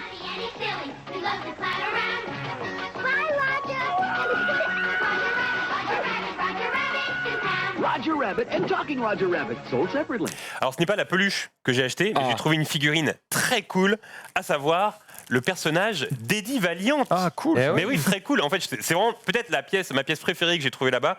À l'époque, ils avaient fait toute une série de figurines avec Roger Rabbit, les petits renards méchants, je sais plus si c'était des renards. Les fouines, bravo. Et il y avait ce personnage d'Eddie Valiant avec sa petite menotte, parce qu'on sait que dans le dessin animé, dans le film, il est accroché à Roger Rabbit. Et quand on prend la figurine de Roger Rabbit, on peut aussi l'accrocher à Eddie Valiant. Voilà, je trouvais ça très cool. Au dos, on a tous les personnages qui est dans le film avec Jessica Rabbit. Et voilà, je trouvais ça. Et ça, celui-là est hyper rare à trouver sur eBay. Ah ouais. Et souvent, il est trouvable, mais sans la pochette. Alors, 1500 yens, ça fait 1500 yens. Bah, je crois. Ouais, 1500 yens, ça fait. Je l'ai pas eu pour cher parce que je crois que c'est autour de 30€. Un truc divisé comme ça. par 120, mais je t'avoue que j'ai pas calculé dans la tête. De toute façon, je t'avoue que je regardais même pas les prix. J'étais en mode, ok, carte illimitée, même si elle n'est pas du tout illimitée, et que je me suis ruiné pour tout ça. Mais en tout cas, Roger Rabbit, on peut enchaîner sur le prochain jouet. Casper and friends got a new get-up. They're ghost formers with nasty sound, ghastly smell, and blasting gear. They're outrageous. Casper ghost formers are each sold separately. Je suis fou de Casper. Et donc j'ai trouvé cette petite figurine Casper. Je voulais à tout prix revenir avec un truc Casper parce que c'est un film que j'avais bien aimé quand j'étais petit au ciné. J'avais trouvé ça très cool. Pour le coup, celle-là, elle est ressemblante. Elle est très ressemblante et c'était une figurine qui te permettait d'avoir des points Pizza Hut. C'est qu'en fait à l'intérieur, quand tu ouvrais la boîte, tu avais une sorte de numéro derrière. Et si c'était le bon numéro, t'allais chez Pizza Hut et puis ils te filaient une pizza gratuite. Je trouvais ça assez marrant. Donc voilà pour cette figurine Casper. On peut enchaîner avec le prochain jouet. Ah ouais. There's a new hero in town, a whirlwind of action that's positively spooky. Yes, dare to wear the mask. From zero to hero, the mask is one lean green crime-fighting machine. He's a hard-hitting superhero as he battles the evil mask-stealing Dorian. He's a quick-draw dude with maskitude. Eye-popping, crime-stopping, or just killing time. Even Milo's putting a bite on crime. Dare to wear the mask. Somebody stop me. Figures each sold separately. Je voyais un truc à l'arrière du paquet, je sais pas si tu peux montrer, mais là il y a effectivement la pub Pizza Hut à l'arrière, sauf que c'est écrit valable jusqu'en 96. Voilà. Donc l'utilisation est absolument impossible. On adore The Mask sur ce plateau, j'imagine. On adore The Mask. Oui. Alors j'ai trouvé ce petit porte-clés The Mask que je trouve très cool. En gros, quand on appuie derrière, ça fait sortir la langue, le nez, etc. Bien évidemment, je ne le déballerai pas, même si j'adorerais le mettre à mes clés. Mais donc le porte-clés The Mask que je trouve très bien. Et surtout, j'ai aussi acheté le toutou. Tu comptes le revendre? Non, je ne le revendrai pas.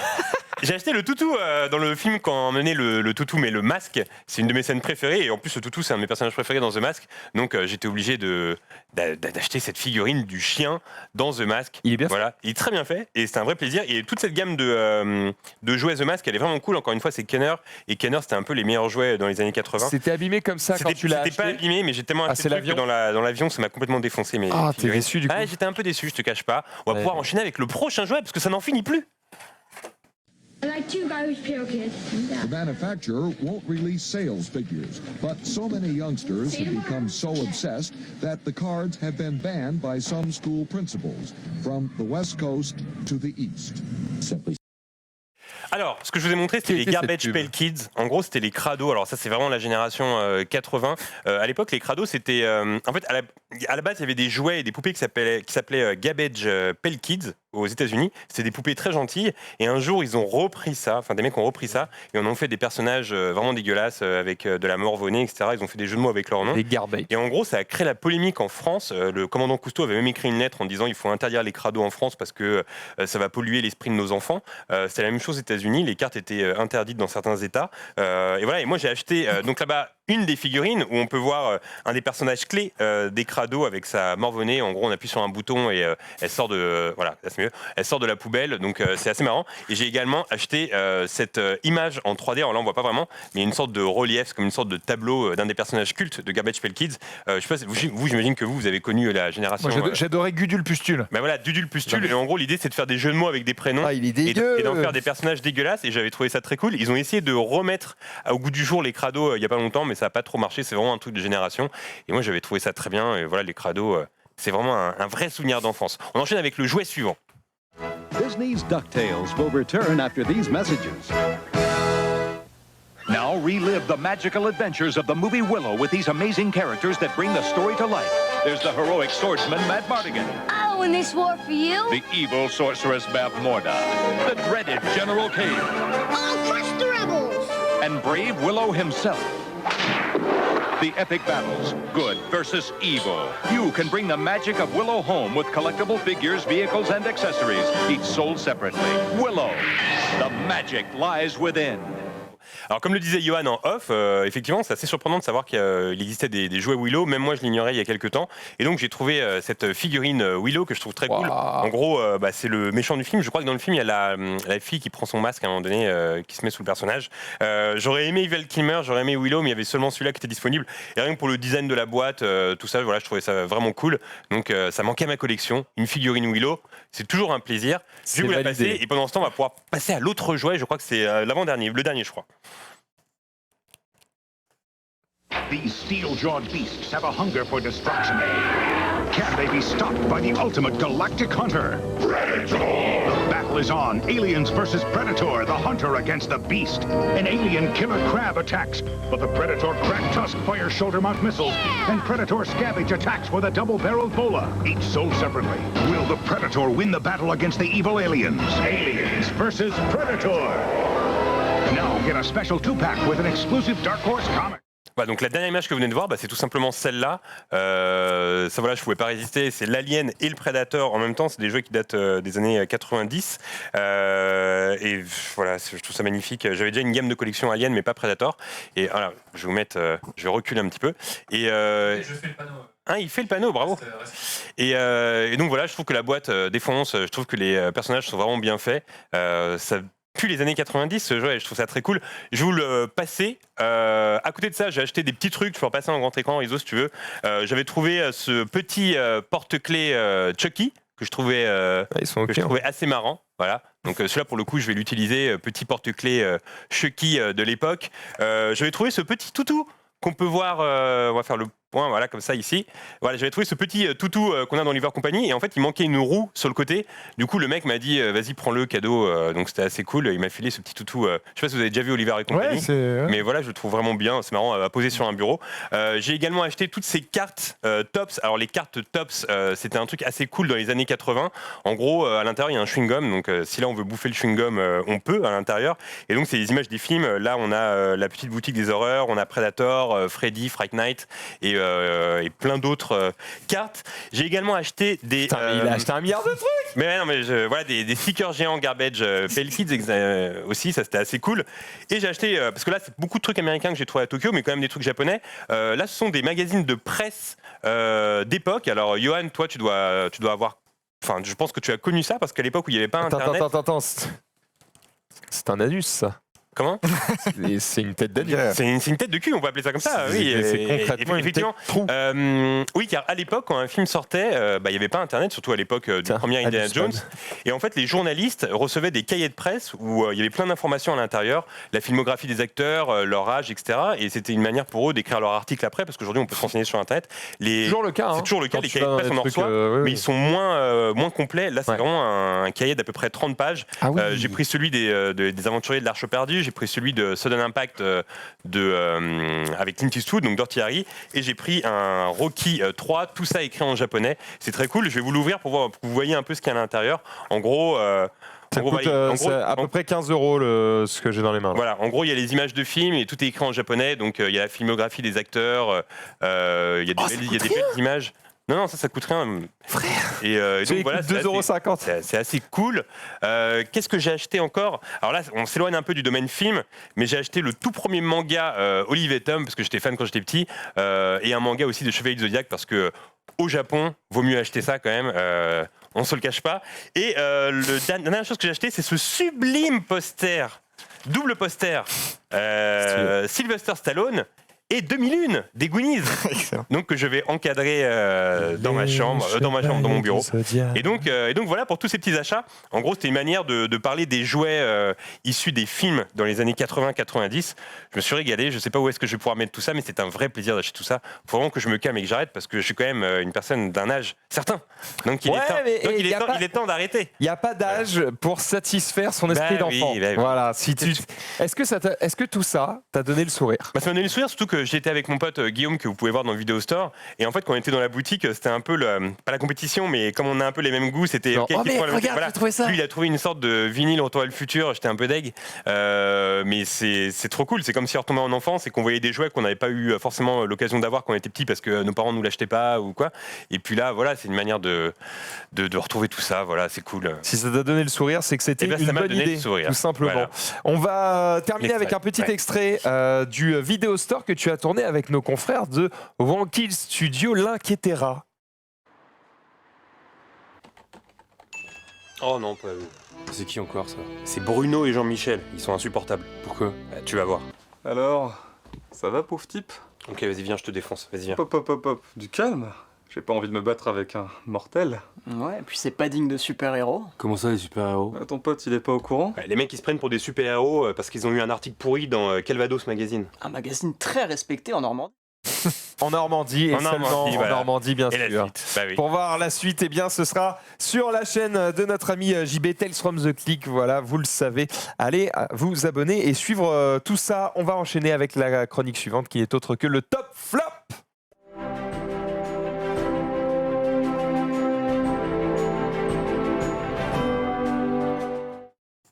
Le Top Flop, c'est parti, on commence par celui de JB. Ouais, moi c'est un film que j'ai vu dans l'avion, justement, l'avion du retour. C'est un film qui s'appelle Un taxi pour Tobruk, c'est un film de 1961 avec Lino Ventura et Charles Aznavour. Et c'est un film très cool parce qu'en gros ça raconte l'histoire de soldats français durant la Seconde Guerre mondiale qui se perdent dans le désert de la Libye. Et en gros, sur leur chemin, ils croisent un soldat nazi qu'ils font prisonnier. Mais en gros, ils sont obligés de se le coltiner avec eux. Il n'a pas de menottes, il n'a rien. Donc ils font un peu attention à lui. Mais c'est un film très intéressant parce que c'est un film assez anti-militariste qui démontre les absurdités de la guerre parce que on a là deux personnages qui sont complètement opposés, enfin deux camps qui sont complètement opposés, mais on se rend compte que une fois ensemble, quand ils partagent une bouteille de vin ou quoi, ou qu'ils font la route ensemble, il s'avère que c'est des types qui auraient très bien pu s'entendre, quoi. Malgré le fait que ce soit un nazi ou un soldat français. C'est le principe de la guerre. Et c'est un film très intéressant. Les dialogues sont de Michel Audiard, on le ressent vraiment quand on regarde le film. Et voilà, j'aurais aimé le voir ailleurs que dans un avion parce que c'est pas toujours très cool de découvrir un film dans un avion, mais j'ai été vraiment séduit par ce film, je trouvais ça très bien. Et pour ceux qui ne l'ont pas vu, je vous le conseille fortement. Voilà. Ça souffle, hein, ça souffle vénère là sur l'extrait. Ça souffle vénère. Très bien. On enchaîne avec le Top Flop cette fois-ci de Vincent. Ouais, alors moi aussi c'est un film que j'ai vu ce week-end qui s'appelle Ne coupez pas, c'est une comédie horrifique japonaise, je sais pas si vous avez entendu parler de ce film, ça a fait un peu le buzz parce que ça a cartonné au Japon et ça a fait un sacré buzz. Ça s'est retrouvé dans plein de tops de beaucoup de personnalités, notamment c'est une comédie horrifique qui raconte le tournage en fait d'un film de zombies un peu fauché et qui tourne un peu au carnage quand il y a des vrais zombies qui arrivent. Et ça va raconter un peu donc ce tournage un peu de film un peu fauché. Et c'est vraiment hyper surprenant parce que dès le départ, tu es un peu scotché. C'est un plan séquence de 37 minutes qui te scotche. Je vais pas raconter plus que ça parce qu'il y a des... L'intrigue est quand même très très... Voilà, faut pas spoiler parce qu'il y a des twists un peu tout ça. Mais c'est un peu entre Shaun of the Dead, le projet Blair Witch. Et c'est hyper drôle, hyper inventif. Ah mais il y a un type qui le regardait devant moi dans l'avion, ce film. Ouais, où on voit à un moment donné la meuf qui monte les escaliers sur le toit, c'est ça, ce film-là? Ouais, c'est ça. Ça avait l'air assez spécial quand même. C'est très spécial. Au début, on est vraiment déconcerté. Et puis petit à petit, ça devient on comprend de plus en plus le propos. Voilà, c'est c'est hyper kitsch, mais on comprend pourquoi le truc est un peu bizarre petit à petit tout au long du film. Et c'est vraiment un hyper surprenant. C'est que dans 2 salles à Paris, malheureusement, notamment au Club de l'Étoile, qui est une belle petite salle. Donc si vous êtes à Paris, n'hésitez pas à y aller parce que c'est surprenant. Il n'y a pas que Avengers. En ce moment, il y a aussi ces petites pépites qu'on trouve, qui sont quand même distribuées et que c'est cool que ça sorte quand même au cinéma. Après, si vous n'habitez pas à Paris, vous pourrez le voir, je pense, très vite sur les internets, avec un bon site de droïdes. C'est ça. Pas de top flop pour Menro car il n'est pas là. Par contre, Yohan a des choses à nous dire. Tout à fait, j'ai deux tops. Le premier, c'est vous parler d'une association qu'on a décidé de soutenir qui s'appelle Rêve de Cinéma. Une association qui, en gros, organise des projections dans les hôpitaux en France pour les enfants malades. Pas en mode je te mets un DVD et puis sur une télé, c'est qu'en fait, ils organisent des vraies projections de cinéma. C'est-à-dire qu'ils organisent une salle, il y a du matériel, il y a un écran, il y a des films récents, donc j'imagine peut-être Avengers bientôt. Et on a décidé de les soutenir pour toute l'année qui vient et pour les années suivantes. Donc comment ça se concrétise? Cette semaine jusqu'à samedi, chaque fois que vous regardez une bande-annonce sur Allociné, on reverse une petite partie de la pub qu'on touche dessus, on la reverse à l'association. On fera d'autres choses cette année, donc je vous en reparlerai régulièrement. Et vous, de votre côté, si vous avez envie, n'hésitez pas à donner. Actuellement, ils sont pas beaucoup, ils sont que 3 dans l'association. Ils arrivent à maintenir une projection par jour, ce qui est déjà balèze. Ils font quasiment 360 projections par an. Et l'enjeu qu'on s'est donné avec eux, l'objectif, c'est de doubler cette capacité de projection, donc de leur permettre de récolter assez de fonds pour embaucher un deuxième projectionniste et permettre d'avoir 2 hôpitaux chaque jour qui reçoivent une projection. Et donc, si chaque personne qui regarde ce stream ne donne ne serait-ce qu'1 euro et puis retweet un truc dès la fin du live, je tweeterai un petit message. Voilà, n'hésitez pas à partager autour de vous parce qu'en fait, il n'y a pas besoin de beaucoup d'argent et ça peut permettre de faire rêver des gamins. Donc ça, c'est cool et on est très, très heureux de les accompagner là-dedans. Donc n'hésitez pas et de toute façon, j'en reparlerai régulièrement. Ok, très mon stylé, deuxième top.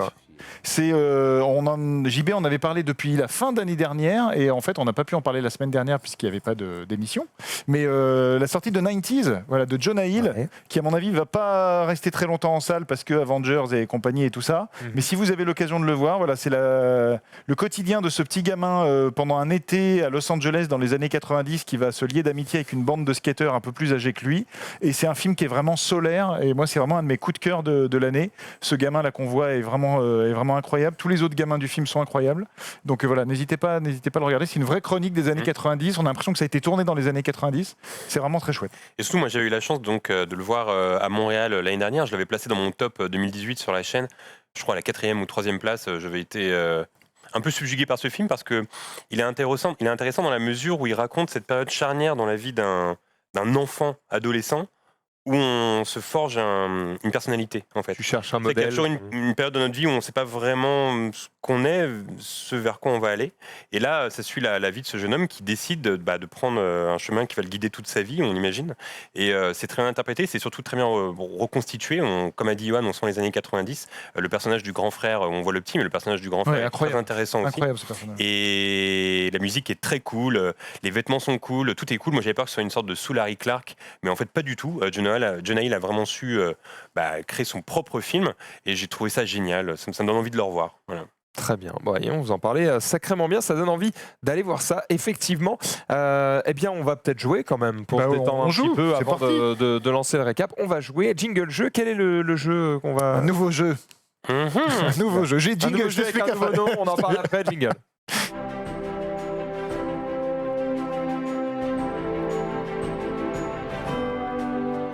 Que c'était quoi? C'est quoi son nom? C'est quoi son nom? C'est quoi son nom? Je vous explique le principe. On va regarder une petite bande-annonce d'un film Netflix qui déboule en juin. Vous allez voir la bande-annonce et je vous explique après, ça dure 20 secondes. Should we pull it out? No, it's a foot long now. Will you listen to my husband? He's a detective. I'll put it back. Don't put it back.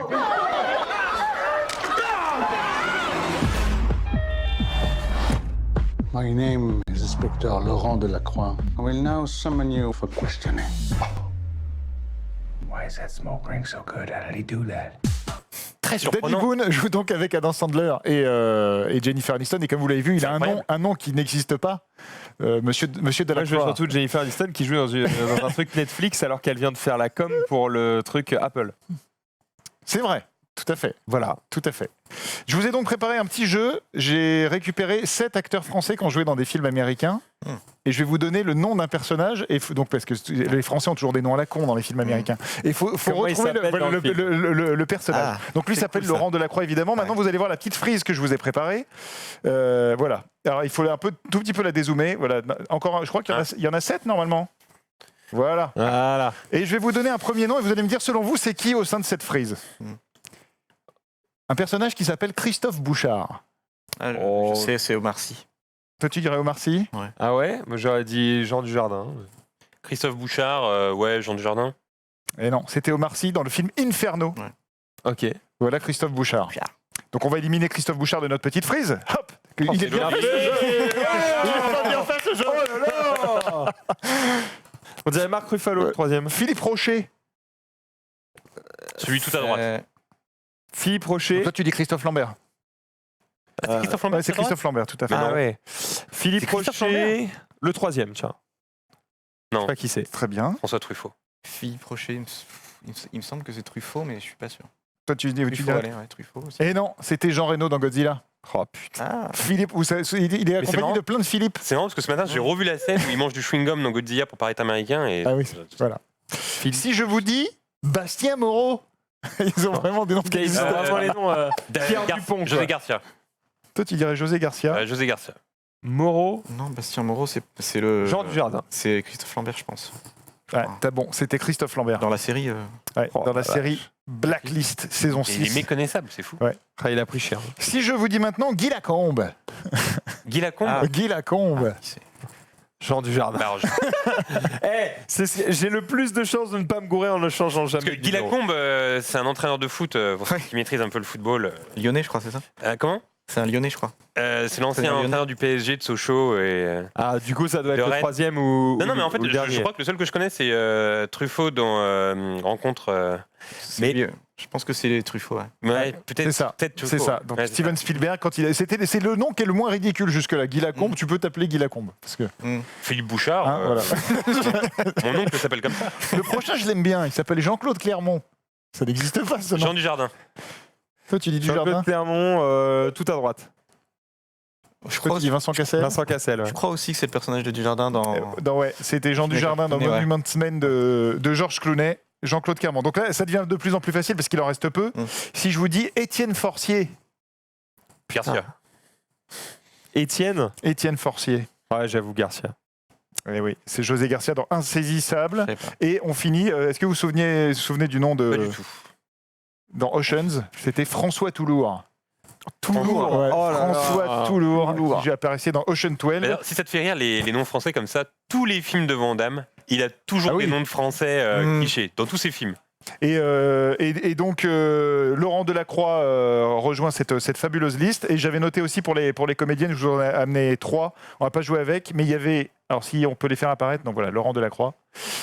Sabine Moreau dans Mission Impossible 4. C'est pas trop ridicule comme nom. Il y a Sophie Gérard. C'est vraiment il manque plus que Alain Dupont, puis on est bon. Et ma préférée quand même qui n'existe pas, Marianne Beauséjour. Voilà, ça n'existe pas. Ça existe quand tu habites au Québec, mais pas en France. On dirait un nom dans Cluedo.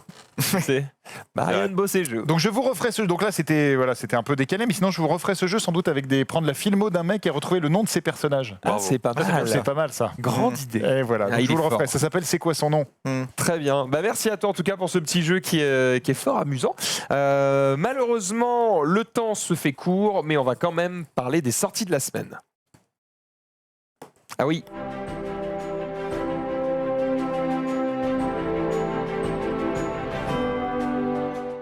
Ah, c'est le petit jeu avec Rizzo, tu vois, quand je fais un lancement, il est là en mode, putain, il va lancer le Ok.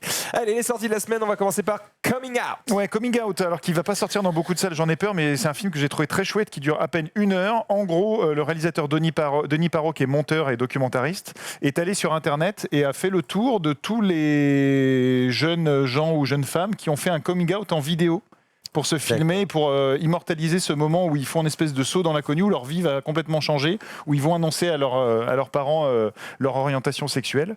Et il en a gardé 20 sur les 1200 qu'il a vus, et les 20 sont extrêmement émouvants, parce qu'en fait, on voit à la fin à quel point, comme je disais, c'est un saut dans l'inconnu. Donc des fois, c'est sur des micro-gestes, c'est-à-dire qu'il y a des gens qui se filment au moment où ils appellent leurs parents en disant, tu sais, des fois tu sentais que j'étais un peu bizarre ou pas dans mon assiette, en fait, c'est parce que je suis.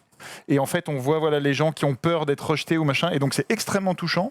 Et il y a aussi un cas qui se passe très mal, où carrément le mec se fait virer de chez lui en direct, en train de se filmer, à part les parents qui disent pas de ça chez moi, tu dégages et tout ça.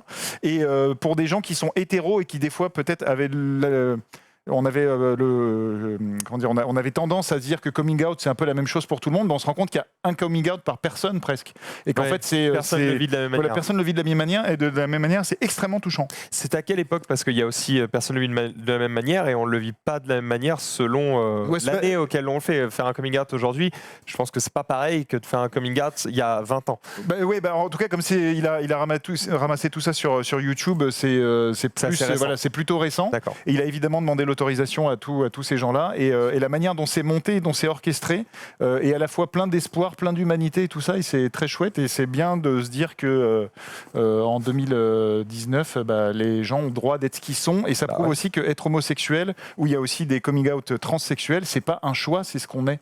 Parce qu'il y a aussi des parents qui disent mais bon, c'est ton choix. Non, c'est pas ton choix, c'est ce que la personne est. Et donc c'est important de respecter ça, et j'ai trouvé ça extrêmement touchant. Donc je vous le recommande vraiment, et je pense que ça aurait plus sa place à la télé pour qu'un grand nombre le voit. Parce qu'en salle, évidemment, c'est peut-être compliqué d'aller le trouver, mais après, quand il passera à la télé, essayez de jeter un œil, c'est vraiment cool. Cela dit, du coup, respect au distributeur. Il prend le risque de sortir ça en salle, parce que tu sais que ça va pas faire péter les scores, quoi. Tremblement, alors qui est un film guatémaltèque, un second film, et qui est assez intéressant puisque c'est un peu lié au même sujet. En fait, le réalisateur a décidé de raconter la société de son pays, donc la société guatémaltèque, à travers les 3 insultes les plus répandues. Donc il avait fait un premier film où, en gros, l'insulte, c'était le fait d'être pauvre. Et là, il fait son deuxième film sur la deuxième pire insulte, c'est homosexuel. Et son troisième film sera sur communiste. Et là, en fait, sur l'homosexualité, il raconte donc le destin d'un père de famille qui est totalement rejeté par sa famille parce qu'il a découvert son homosexualité. En gros, on le prive de voir ses enfants, on le menace de le foutre en prison, et la seule solution qu'on lui donne, c'est de dire, tu sais quoi, va à l'église, va voir le pasteur, il va te ramener dans le droit chemin. Et donc, c'est un peu un film sur les thérapies de conversion dans une société guatémaltèque où, en gros, 98% des gens sont affiliés à une église, et où être homosexuel, c'est la dernière chose à faire. Et donc, en fait, il a voulu mettre en scène ce film, et notamment, ça lui a été inspiré par un homme qu'il a rencontré qui est homosexuel et homophobe. C'est-à-dire que le gars... Il se déteste. On leur a tellement ancré ça qu'il déteste qui il est. Et il a trouvé ça tellement interpellant qu'il dit il faut que je fasse un film de ça et que je raconte ce qu'est le Guatemala aujourd'hui par rapport à l'homosexualité. Et donc c'est un film aussi très intéressant de ce point de vue-là. Très bien. Cœur ennemi. Cœur ennemi, avec une photo, vous allez le voir sur l'affiche, très old school. Voilà un film de guerre qui se situe pendant la Seconde Guerre mondiale, porté par Keira Knightley et heureusement ou pas heureusement par Jason Clarke, le fameux effet Jason Clarke. Et oui, film de merde. Dès qu'on le met dans un film, il tue le film. Et c'est donc une histoire d'amour, évidemment, entre quoi j'ai pas révisé le pitch, toutes mes excuses. Est-ce que vous pensez que l'actrice principale fait une photo face? Si on peut remettre le poster, on a toujours une tête de photo quand on prend une photo. Xari, par exemple, sa photo face, c'est... J'ai vu la bande-annonce. Ah ouais, comme c'est vrai que c'est ça, lui. Je sais pas si on peut remettre le poster précédent, mais on est clairement sur une photo face. C'est pas la tête naturelle. Oui, carrément. On a tous... C'est vrai. Non, mais vous avez une tête de photo, vous, là-bas, non? Ah oui, bien joué, oui, bravo. Après, c'est le truc de base, c'est-à-dire quand on te prend en photo comme ça de face, tu décales la tête un peu, tu la baisses un peu, et normalement t'as toujours l'air mieux, tu vois. Bah oui. Donc j'ai révisé le pitch et toutes mes excuses, ça se passe en 1946 à Hambourg, et en gros c'est un couple d'Anglais qui va cohabiter avec un Allemand. Et donc en fait c'est comment les ennemis cohabitent, et surtout comment elle va être prise dans un triangle amoureux entre l'Allemand et l'Anglais. Porté par Keira Knightley, et donc Jason Clarke par le réalisateur de Mémoire de jeunesse. à choisir, il faut pas prendre Jason Clarke, quoi. T'as plus de chances de réussir ta carrière.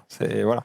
On enchaîne avec Duel. Duel, un film belge qui est adapté du roman Derrière la haine de Barbara Abel. En gros, assez étonnant en termes de photos, parce que ça se situe dans les années 60 et c'est une photo un peu vous vous souvenez des pubs Kinder, un peu pub Kinder Surprise. Okay. Et ça se passe dans une espèce de maison jumelle où il y a donc 2 familles qui habitent à côté. Ce sont les meilleurs amis du monde jusqu'au jour où il y a un drame familial touchant une des 2 familles, et ça va impacter, parce qu'il y en a une qui culpabilise, l'autre qui a la haine que ça soit pas arrivé à l'autre, et comment ça va complètement désagréger les relations entre ces 2 familles qui au départ étaient les meilleurs amis du monde. Et c'est assez étonnant. Voilà. C'est des histoires du coup c'est stupide du coup. Ça veut dire que t'en as qui culpabilisent alors que c'est pas de leur faute, je suppose. Il faut voir le film. Et d'autres qui sont juste des cons jaloux, quoi. Faut voir le film. Okay, et en tout cas, ça se revendique des influences d'Alfred Hitchcock et de David Lynch. Et c'est plutôt pas mal. Ça va taper très haut. Et enfin, dernier film que nous retiendrons cette semaine, c'est Nous finirons ensemble. Et oui, et qui risque de cartonner puisque demain 1er mai, donc plein de gens vont pouvoir aller en salle. Nous finirons ensemble la suite 8 ans après des Petits Mouchoirs, les Petits Mouchoirs qui avaient fait 5 millions d'entrées. Donc là, on retrouve toute la bande de copains. Dans le pitch, ils se sont pas vus depuis longtemps. Ils décident de faire un anniversaire surprise au personnage de François Cluzet pour ses 60 ans. Et parmi la bande viennent s'ajouter José Garcia et Clémentine Berthe, qui sont les petits nouveaux. Le tout toujours supervisé par Guillaume Canet. Ok. Et on ne sait pas s'ils vont reparler du coup de Jean Dujardin dans le film ou quoi. J'imagine que moi j'ai pas vu le film, mais j'imagine que ça a laissé une sorte de cicatrice un peu. Voilà.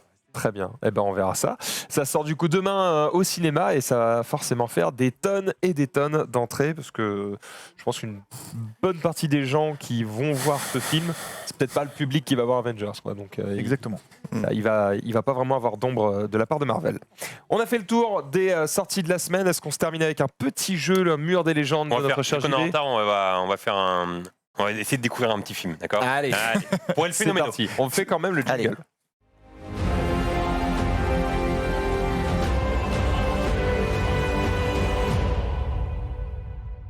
On va essayer de se découvrir un petit film. C'est le nom du jeu.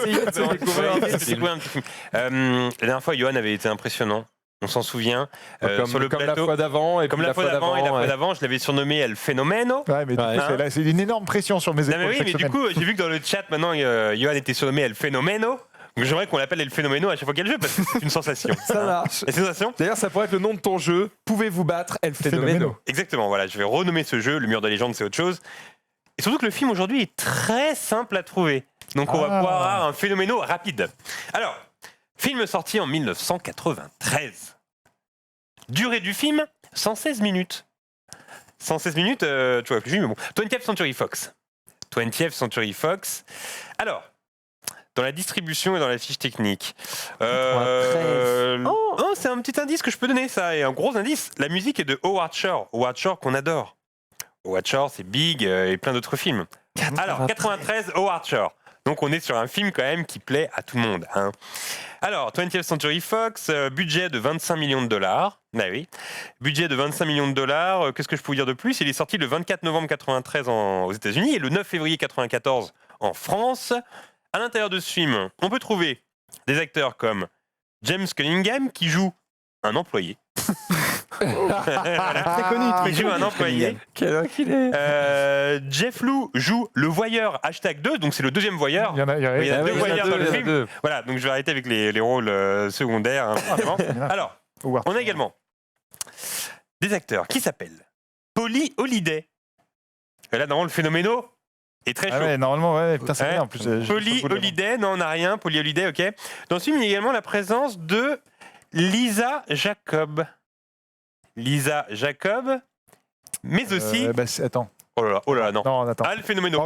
Je tente quand même, sinon c'est une vautrade. Allez. Attends.